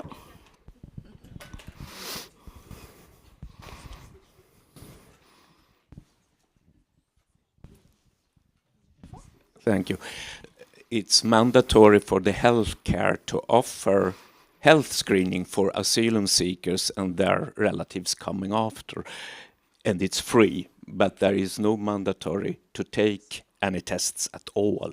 And the majority of immigrants coming to Sweden are not asylum seekers. So in that way, most people, for example, diagnosed with HIV has not been in that kind of screening, but maybe for women, pregnancy screening is a more effective way. At least those 200 women the last 10 years from Thailand are often found in the pregnancy screening. That is also an offer. It's mandatory for the healthcare to offer you, but it's not mandatory for you to say yes. So that's a very good answer then for that. And jag har alltid flyktingglasögonen på mig eftersom det var det jag forskade på. Mellan 2014 och 19 vill jag säga var majoriteten flyktingar som kom till Sverige. And 19 the majority that arrived to Sweden were refugees. It's not the same right now. But for a while, most of them were refugees. Okay. So, right. I hope that was a good answer to your question. Yes. Så, another question. Hej. That was so interesting to hear all about this. I had a question about the risk factors when you arrive to Sweden and you have this immigration background and you're a woman. How long does it take to arrive to a stage where you don't have this minority stress? I mean, how many years would pass typically for a woman before you arrive to good health? Wow, that's a difficult question, actually. And my reply is that it's a lifelong process. It's not a nice answer, I know, but you do learn. I don't have exact years. It's so individual, but you learn to find strategies for working so that you know how to handle everything better and better. But I can't say that it ever ends. Hej, Sören Jugas heter jag, kommer från PG faktiskt. I'm from PG. I was thinking about the last item. Does society do anything in order to simplify the process for people to have a better access to the care system? Do we have some procedures for that? That's a very good question. I would say that society does things often, and for example, we can talk about the authorities during the pandemic. The majority is in focus because you want to help as many people as possible. And then we have a task to take höja care of those who are deras particularly hälsostatus. exposed Man vill ha en and jämlik increase hälsa their i health landet, status i Sverige. because we want an Jag skulle säga att equal det görs health mycket i projektform, status som in det the här fina country. projektet. So we have Det lots finns of projects mycket like this initiativ beautiful över hela project. landet och There's man so many försöker ibland initiatives viska upp, ibland vill man over the höja. whole Nu country, finns det and we projekt som vill höja try to hälsointensiteten hos increase äldre till exempel, the som också health är en level grupp to elderly som people, for är example, större och because större. that's also a target group, which increases, by Men the way. mer liksom But with systematiskt more skulle jag inte säga det egentligen. systematic methods, I would not say that. I don't know if det är you en all väldigt agree bra with me, but it's a synpunkt. Men det very finns good en point kraft of liksom i view. civilsamhället There is a ofta force som är jätte- det här är within därför jag civil är så society jättebra which för is att vara really här. great. För här känns det som att It's det good finns for me ett to be present here engagemang. today because I feel your Patientföreningar, typiskt sådana commitment. som We gör have ett stort patient lass och gör ett viktigt associations and jobb, they do a skulle great jag säga. job that is really En till important. fråga där uppe. Any other Vill ni inte? questions? Sorry, No, vi no kan ta det time. på No time for lunchen kanske. questions. So Sista maybe blir we det can bara. talk Jo, during lunch. So this is my friskfaktorer. last Vårdmötet picture. kan vara friskfaktor. Det här inleder So we inledning till have nästa pass nu. the Den här care modellen appointment, which could also be a som health heter factor, the and Migrant this Sensitive Access model, Model. Den which handlar om is att the man kan se på migrant hälso- och sjukvårdets sensitive access sjukvårdsmötes ur model. liksom integrations- eller And inkluderingsperspektiv. we do Så need vi to har have an här integration perspective våra, in börjar all med this. expectations, vad vi tror vi It ska, starts hur vi with ska bli our bemötta, vad vi expectations and förväntar how oss we av vården. think Det här är we viktigt are att going to be prata met om.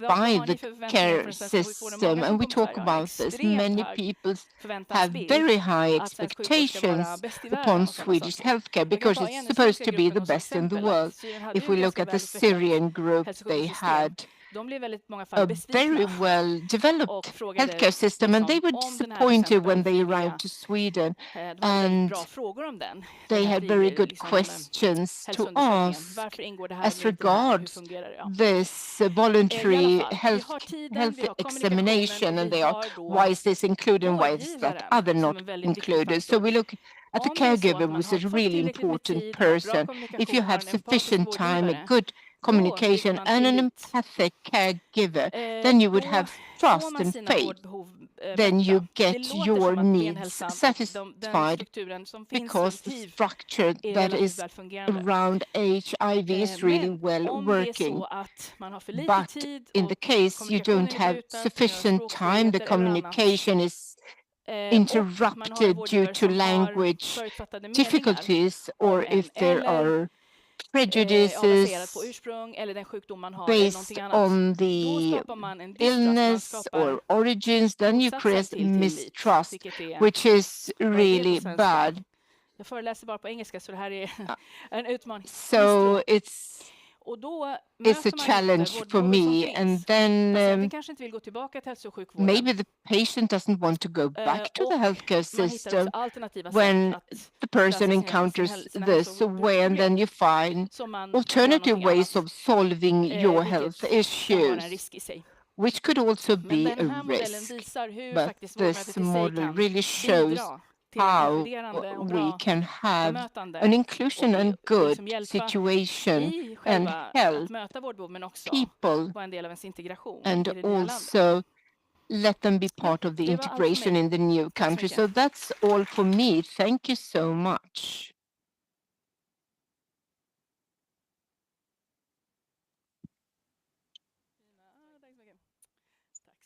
Thank you. Thank you so much.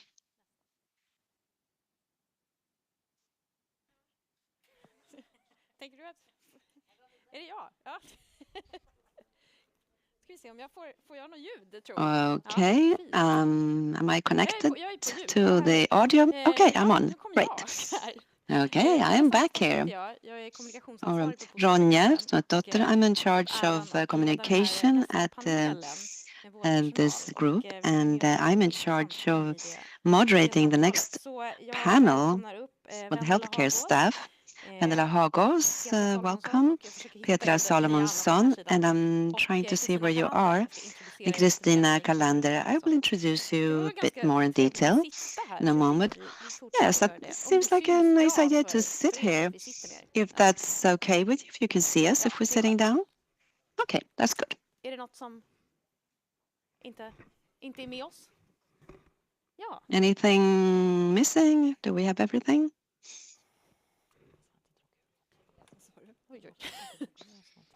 bygger vi om inredningen också.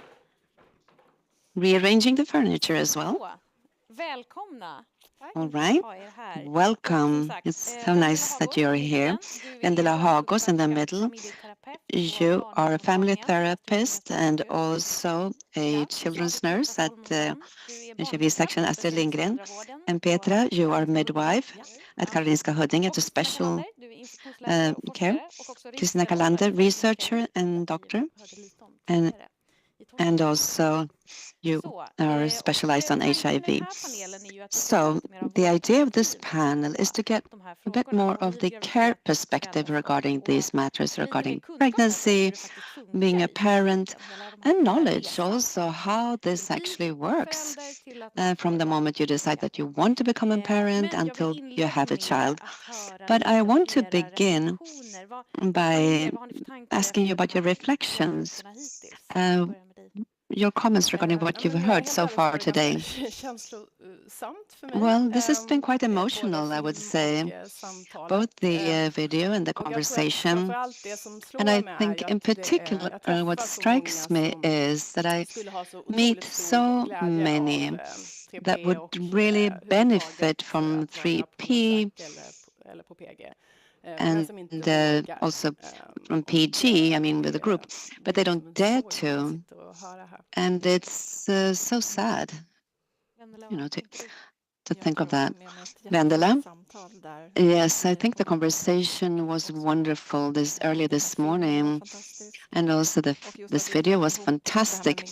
And bringing together the part about migration, what caught my attention was the time matter, because that is something really central for us in healthcare, that we can be limited by time, and we need to demand time for our patients to be able to see the complete picture of a patient or of a family. It's been really an excellent, interesting morning. I totally agree. It's been a wonderful morning. And regarding time, as a midwife at Huddinge, the HIV, people with HIV that come there, they get the double amount of time compared to others. This brings us now to different roles. So what do you do in your everyday work life? Petra, can you begin? I'm a midwife. I do everything that midwives do. Maternal care and all the other parts. I mean, with the well, I don't actually, since 2 years, I'm not working actually with when the women give birth, but otherwise I do all the other normal parts. And also for my anticonceptives for my HIV patients and post care after birth. So a follow-up question. When you can go to the specialist maternal care if you want when you are living HIV or not. But well, everybody's in Stockholm, they come and see me. And if you are panicked and you don't want to, I mean, then you can go somewhere else. But then you need to be involved with the other departments of infection, etc. And other parts of the country is different. I don't really know what it looks like there. Well, I know that there you can just go to the general maternal care in other parts of the country. Okay, Vendela, what do you do during the day? I work at the child HIV department, so we have children that live with HIV, most of them born abroad. And in this context, I'm here to talk about the newborns. I'm here to represent the nurse-led follow-up care for infants that are born in the Stockholm region from women that are living with HIV. And automatically then these women come and see you with the babies. They come and see you. Yes, I'm I do the nurse's task with the testing, but I'm also a family therapist, which is possible because I can also provide support. And your role, Christina?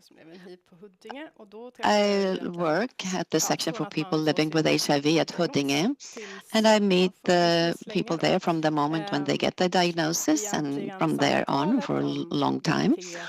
And the conversation then about pregnancy that often comes up very early, perhaps sometimes even at the first visit when you've gotten your HIV diagnosis, because it's something so important both for men and women. This is a continuous conversation, I would say. And what does the communication look like between the different entities here, or the dialogue? Well, many people come to me when they are pregnant and they've been discovered during their pregnancy maybe that they have HIV, or they've been screened for HIV in the regular maternal care. And then after that, they are all sent to me. And it's a collaboration with the infection department during the whole pregnancy. And there's also access to a counselor if needed. And what does this dialogue look like? Well, we have joint meetings once a month, and the patients are not there. It's just all the representatives in healthcare. I mean, we all meet and sit down and talk, and ensuring that everything is working fine for everybody who's pregnant at that specific time. And I used to work in Västmanland outside of Stockholm, but 2 hours away previously, and you don't have that kind of system, and it might be hard in areas where there are few children born to mothers with HIV. So it's really impressed me how well it's working here, and I wish it would be possible to have this everywhere. Yes, we hear that there are lots of differences in different places in the country. This has come up when you have this support person regarding 3P, that they talk to one another and there's a lot of exchange. And yes, and what we hear, things look so different in different places in the country, the type, the care and knowledge that's also there. So it's also important to really ensure that it should be more equal in the whole country. So the contact with you then at the Children's HIV department, how does that work? Well, we have one representative from the Children's Clinic at this meeting that we have once monthly, and then we reach a referral from the maternity ward when the child has been born, and they also call us and they tell us that there is an infant. And when I have time, I try to meet with all the families before they go home. And then there's also a follow-up program for the children, because really it's the child, the infant, that is our patient. And we have a program that we follow with the baby first. There's testing for the newborn at the hospital, and then all families, they get the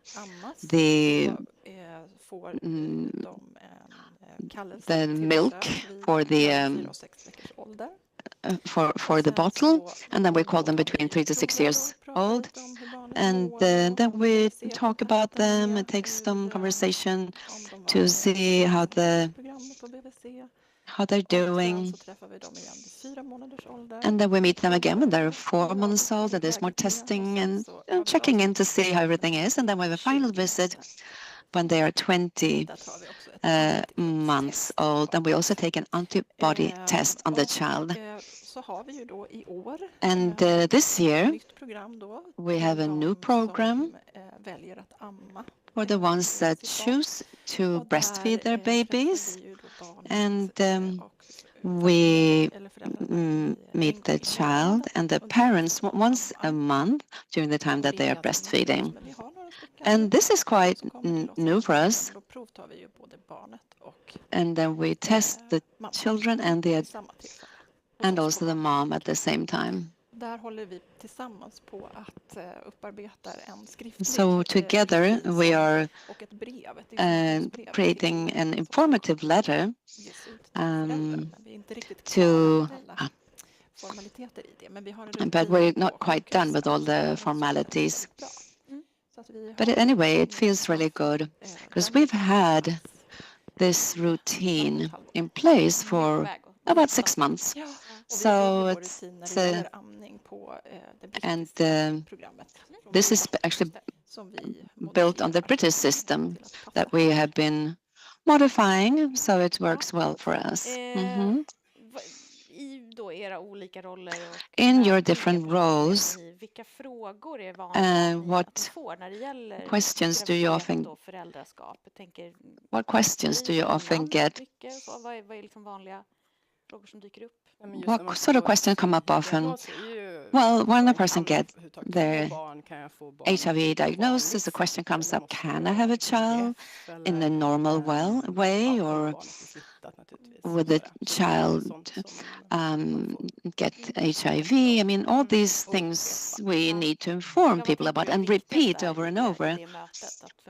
And so what is most important, would you say, in this meeting, this encounter, to tell the families, well, that you can give birth in a normal way, and the child is not going to get HIV, is not going to contract HIV. Okay, Petra, your thoughts? Well, it's the same thing, really, as with maternal care. I have then these mothers that they they give birth. Okay, I see them during more time, so perhaps it's different. I mean, but of course, there's a lot of concern. They're all worried. So I think it's more to talk about their concern, their worry, about the stigma, and also about the HIV diagnosis of quite a few women then are giving birth, which they may not have known about. Okay, and so how do you talk about this? Well, that's what's been already been talked about here earlier, that you need to let this mature in yourself. You need support. You do get the support from the infection department, and also to talk to a counselor. And for many, it's very difficult to reach that point. Some have gone through their whole pregnancy without telling anybody about it. And of course, that is also possible when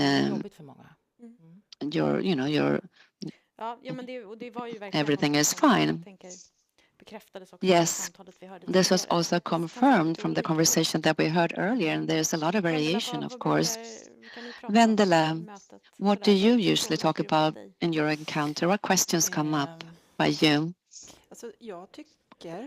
Well, I think somehow, and many, I don't want to generalize too much, but many, I would say, are like feel more secure now when they come to see us.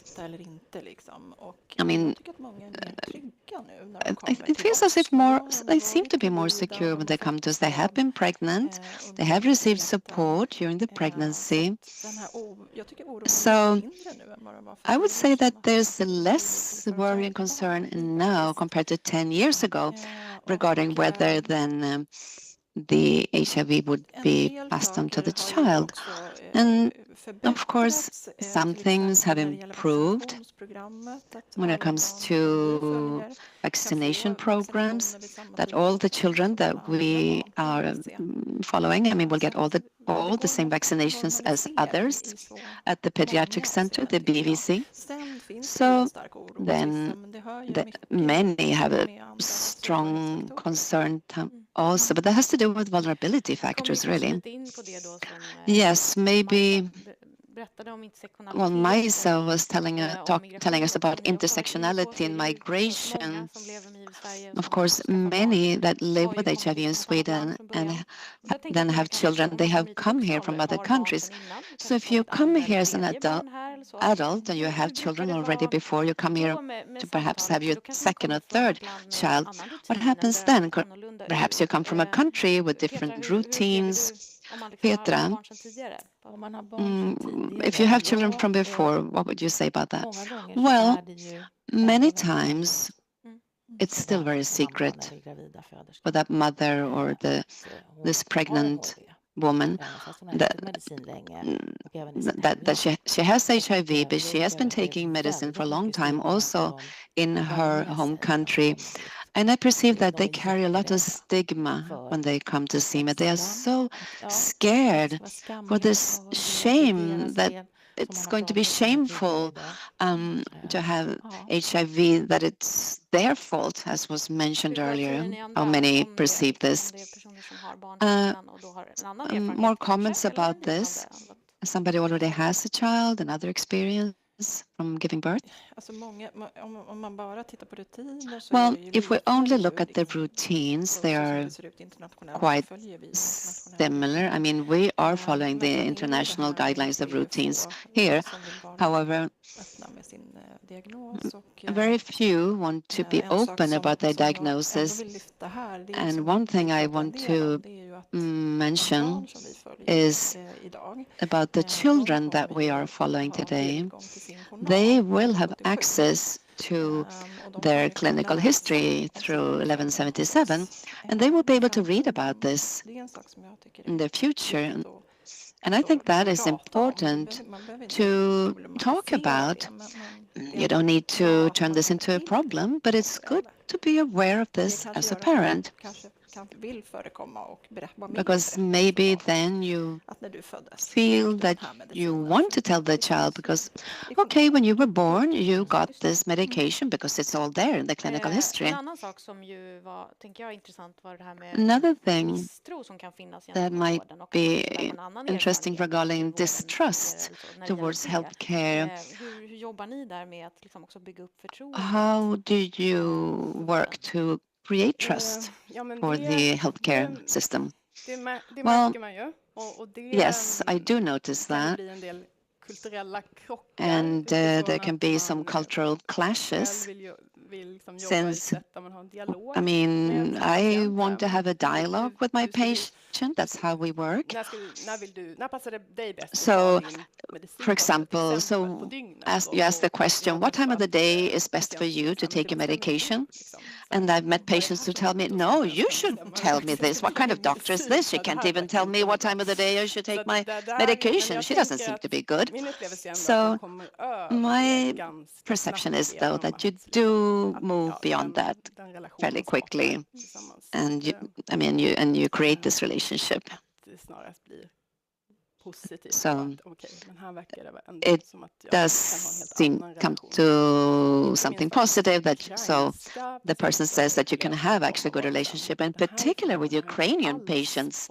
I've seen that they have reacted like, oh, this, I've never heard this information before. And they really feel as if they're being seen and respected in a different way compared to the doctors they had seen in Ukraine. I mean, it could be just coincidence, but do you share this picture? Yes, well, yeah, I do.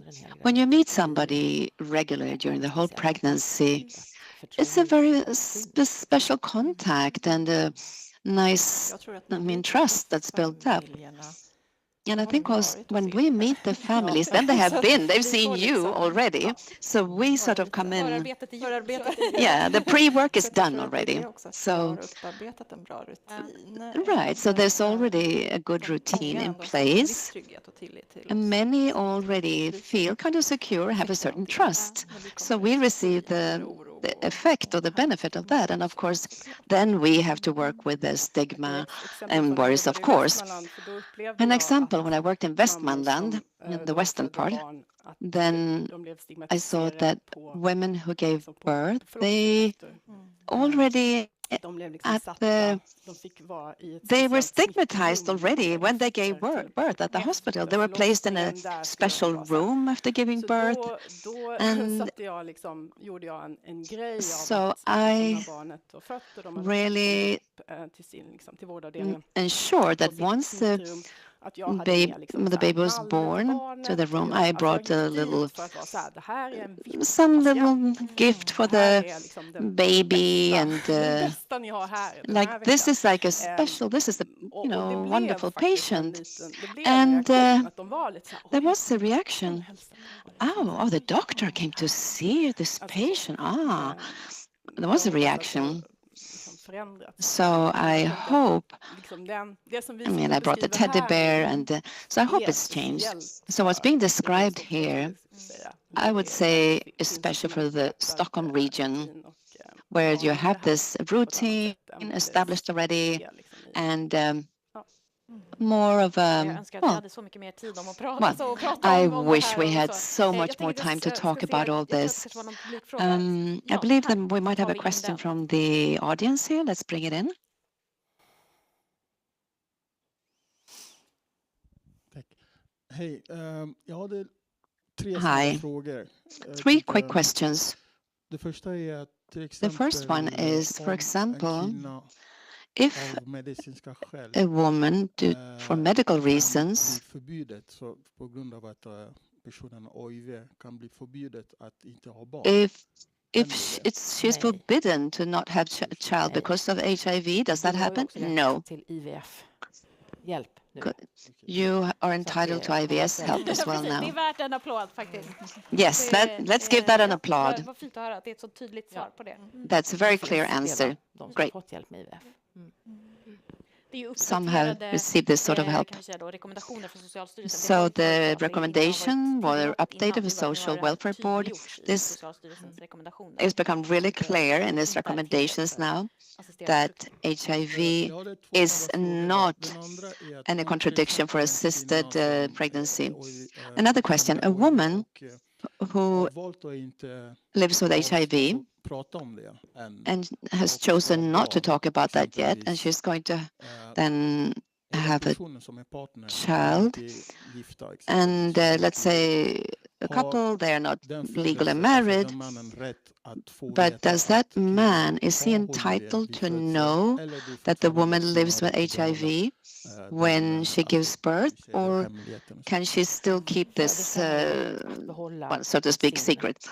Well, the woman giving birth, she is entitled to keep this status of not telling other persons. But sometimes if something urgent happens, let's say that there's urgent C-section, then the medical staff are going to reporting the status between them of the woman that's going to be operated on. So, I mean, it might be heard by others. As a partner, if you are also the caretaker of the child, you're entitled to the child's information when the child is born. So they're both parents have the same right to everything that's happening with the child, testing, etc. And all that can be read in the clinical history of the child. Men vi försöker verkligen stötta But we really try to support that you should feel safe and secure and tell your partner about this. We really try to encourage this. Thank you so much. We don't really have much more time left, but I want to ask you a question. Oh, there was another question from the audience. Sure, let's take that one. Har ni möjlighet inom era An online question. Within your professions, are you able to have an influence on the national work so the work that you are doing could become a reality at other clinics around the country? It was pretty much a question I wanted to ask as well. One example, I would say, is with the formula that we have been giving without no cost, so to replace the mother's milk. And this is now written that all regions in Sweden, the recommendation is to cost-free provide this formula for the babies. It varies still, yes, and I mean the national guidelines are a way to ensure that this is equal all over the country. And for those of us who have participated in updating this, and we go out and we give lectures and information about that, different clinics, definitely, I mean, there's knowledge that needs to increase. And I had nothing else to add. No. Okay, we should start rounding off, I think. Thank you so much for coming here and sharing your knowledge with us. And I would have loved to have continued this conversation for yet another hour. There's so much to talk about, and the lack of knowledge everywhere and within healthcare as well. But it's also nice to see this amazing work that you are all doing. So thank you so much to the panel. There should be some flowers as well for you. Tack 3PG. Thank you, the 3P. Oh, so beautiful. Fantastic. Thank you. Tack så mycket. Thank you. Ja, och jag tänkte All stanna right. kvar här. And I'm actually going to stay here. Helt enkelt, And simply, we're getting towards the end of this conference and also the end of this project, the 3P project.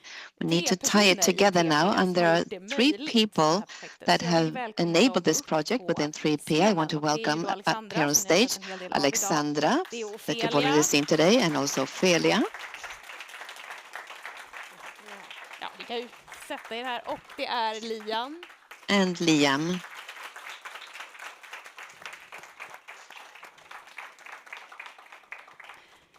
Ja, ni har ju rott det här skeppet i hamn 3 år. Well, you've been working with this for 3 years Alexandra, and vi har ju sett en hel del av dig idag. Du har syns och berättat really succeeding with this project. Alexandra, you've told us quite a bit about your role in this project. Super.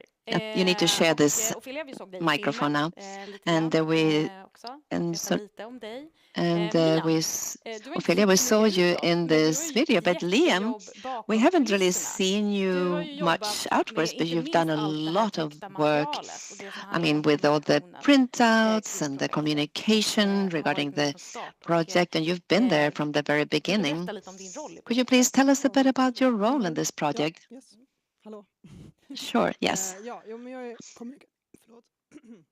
kommunikatör och I am a communicator and method developer for this project. And I'm a language consultant, which means I focus a lot on how you create a text to make it understandable for the person, for the reader. So I prepared material for the project. I think you've seen these. It's a folder directed towards people who might need support. It exists today in 6 different languages. But above all, what I've spent a lot of time on are our manuals to train our support persons. It looks like this. It's available out there. And we have received so much assistance from 4M, the mentoring mothers in Great Britain. And you also saw Angelina Niba in this film that we saw at the beginning. Angelina and 2 of her colleagues, they came here and they were in charge of their first support and training. So I actually got to see them when they worked as instructors for this training and see why they were doing what they were doing. And I got to see improvements that they had made, and also how they compressed their training into a shorter version, which is the one that we've been using it. So based on all this, I was able to sit down and then work with a Swedish manual, and also getting help from our expert group for this target group and our staff and researchers also that are very knowledgeable. And then this year, this spring, we had a second training for support persons on our own with the assistance of this manual. So we have tested it and we know that it works. Wonderful. That's great. And I can just add that this material is super clear. I am very impressed. the language, not just that it exists in many different languages, but in the Swedish, that it's so easy to understand, and you work with a heterogeneous target group, and because it's geared towards people who are living HIV in different professions. Ophelia, I know your voice is not so strong today, but could you just say something briefly about your role in the project, or should I say it? Well, so I started last year at PG. Given the trust by Daniel, I was in Zambia during COVID, and then the phone rang, and asked if I was going to come to Sweden, come home. So I came here and I started working at PG in September since last year, and working with 3P. I have enough voice for that, right? So you came here in last year, and you've been the project leader. You've been working a lot with project outreach to target groups, and a lot of collaboration with other organizations and actors to really, for us to reach out and connect with new people. You've been a fantastic resource in this work. And I think most of them are here. I have two over there and over there. So I'm very happy that you came. Yes, really. Ja, som sagt, 3 år har gått. Projektet and från verklighet. So the program has gone from vision to reality. Hur har de här åren varit och vilka är de största lärdomarna? So what have you learned during these years? Ja, men det har varit roligt, Well, it's been fun, givande på många sätt. Very rewarding in many ways. I've gotten to meet and know so many new people. I have learned so much, which has been beneficial for me at a personal level, but also in my job as a nurse and a future midwife, I hope. But also challenging. I mean, this work with the outreach. And since Ophelia started working with us, I've gone with her to many different events, in particular geared towards different African groups. We've gone to different events and met lots of people and really gotten an insight into that working with different target groups is not only through healthcare that you can reach people. It can be could be anything from an embassy. We've been at Ethiopian and Mozambique's embassies and been to all sorts of different gatherings. And every time that we've gone somewhere, this has brought on new contacts. And the people have contacted us after or come up after I've talked and come up to me, said, yes, I'm part of this target group, they have told me. So that's been wonderful. Now, regarding the number, 40 to 80 people that become pregnant every year. And I think we also had a thought that it should be easy to reach people because there is a documented need. The care personnel saying that there's a need, people will meet, talk about this need, but why? Why don't we get all these questions, inquiries about support conversations? But of course, there's so many different factors, aspects that people might need support with, from daring to go to HIV organization like PG or another one. That is in itself is a challenge. Language might be a challenge as well. Maybe there's something else that is more important at this very moment for you, that you need assistance with first. So with these insights has made me rethink the result, but also way of working. But we're beginning to see a very good result now. During this past weeks and months, we've gotten positive news of people who are pregnant, who have given birth, and also that have been given support by healthcare staff to breastfeed. And it's wonderful that all the support has been provided. So now we're really seeing the sort of the fruits of this work, this project. And in final words, what have you discussed in the project group about the future? What is your vision now? Let's say in 5 years. Wow. In 5 years. Då är jag 65 så jag vet inte liksom. I'll be 65, so I'm not Jag sure. tror att det projektet har gett mig helt Well, this project has träffat given me massa folk. so much. I have met so many people, and I hope that next year I will travel all over Sweden, reach people where they are. It's easier because you can reach a lot of people if you travel around yourself instead of bringing everyone to Stockholm. So I really hope to be able to continue with this in some way. And because the stigma is the worst part right now. So if we can improve that in itself, then things improve so much. And we've talked about this for 40 years, and still it's like people don't want to talk about their HIV. So the only way you can get help is if you talk about it. Otherwise, if it's all secret, nobody will know. And then and we're not that important. You tell somebody one day, they will forget about it 2 days after. Does anybody remember about the whole thing with President Clinton? Well, nobody cares now. I mean, we are not really that important. And if we tell people, they will forget about it. But okay, it's sure, it's true what you're saying, but it also requires that we continue our work and continue providing support. And those of you who are listening now to this, will pass on this information to others and pick up this folder. Maybe a few words about that? Exakt.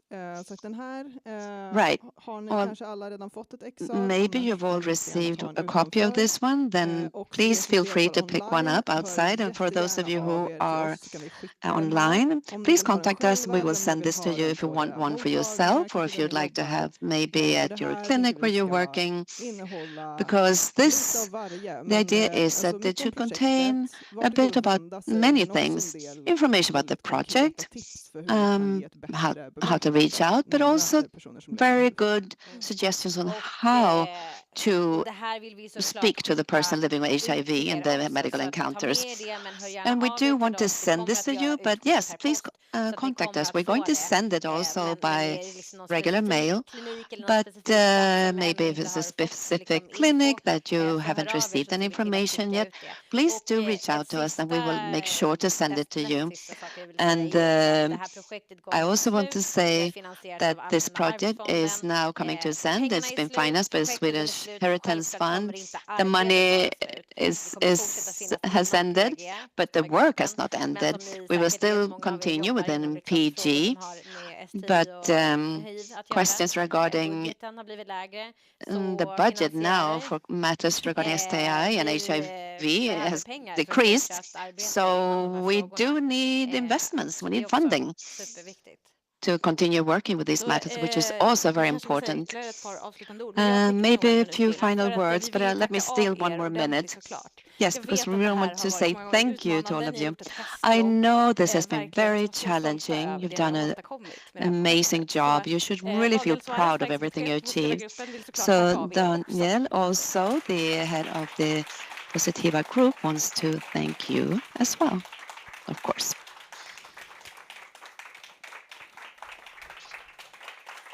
Räknade jag inte med, vad gulligt. Så, nu. Okay. Nu är scenen helt och hållet er om ni vill Now the stage is yours. If you want to end this conference. Well, thank you so much to everyone for coming here. Thank you from Malva Chatalan Ronda that told us about your experiences that really really touched so many. I'm sure you've heard already. Thank you so much, Petra Vendela and Liam for being here. And Torsten Heise, fantastic to hear how everyone, all these different professions who come together, there still remains so much more work that needs to be done. And again, you cannot tell who is living with HIV and a number of people are not aware of it. They are walking around without being diagnosed. It might be because of fear, or maybe you've been denied an HIV test. So wherever we are, we can meet people that belong to this target group, and it's important to talk about this and to continue reducing stigma and also ensure to have a more positive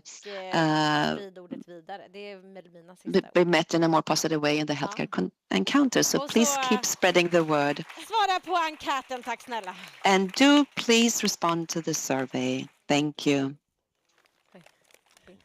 Tackar för Folkhälsomyndighetens vägnar för en and on the public authority agency, I want to thank you. This has been very interesting, the lectures and conversations and this money well used from the Inheritance Fund. I know that the funding for our work is shrinking, so it's good that it's possible to apply for money for these type of projects. I want to remind everyone, just as Maisa was saying, the statistics are not that clear, and we can, since we don't have the personal ID numbers, we cannot run these numbers together with other information. So sometimes we do carry out studies regarding life quality geared towards people living with HIV, and with the support of different clinics around the country and also with the Karolinska Institutet. And it's so important to have more, increase the number that participate in these studies, because then we can actually measure quality of life, perceived health, stigma, and aspects that we otherwise will not have access to. And we also know that these studies, in particular, that women born abroad are underrepresented. Even if this study, the document has been translated to a number of languages. So we really want to support here in the HIV positive group to fill out this survey, and because then this way you get more knowledge that can be used for peer education and information to the public. Wonderful. Yes, these are messages that we're sending to all of you. Thank you so much, and thank you, Torsten. Och som sagt, nu har jag redan sagt det, men svara gärna på enkäten här så vi vet. So do please respond to the survey so you feel that we've done a good job or what can be improved. Det är lunch. Few comments about the lunch. Yes, lunch for everyone who would like to stay for lunch, and it is in the building that way. You need to walk through the corridor into the next building, and that lunch is served there. It's vegetarian for everyone and anybody who said that they want food lactose-free, etc. It will have your name on your plate.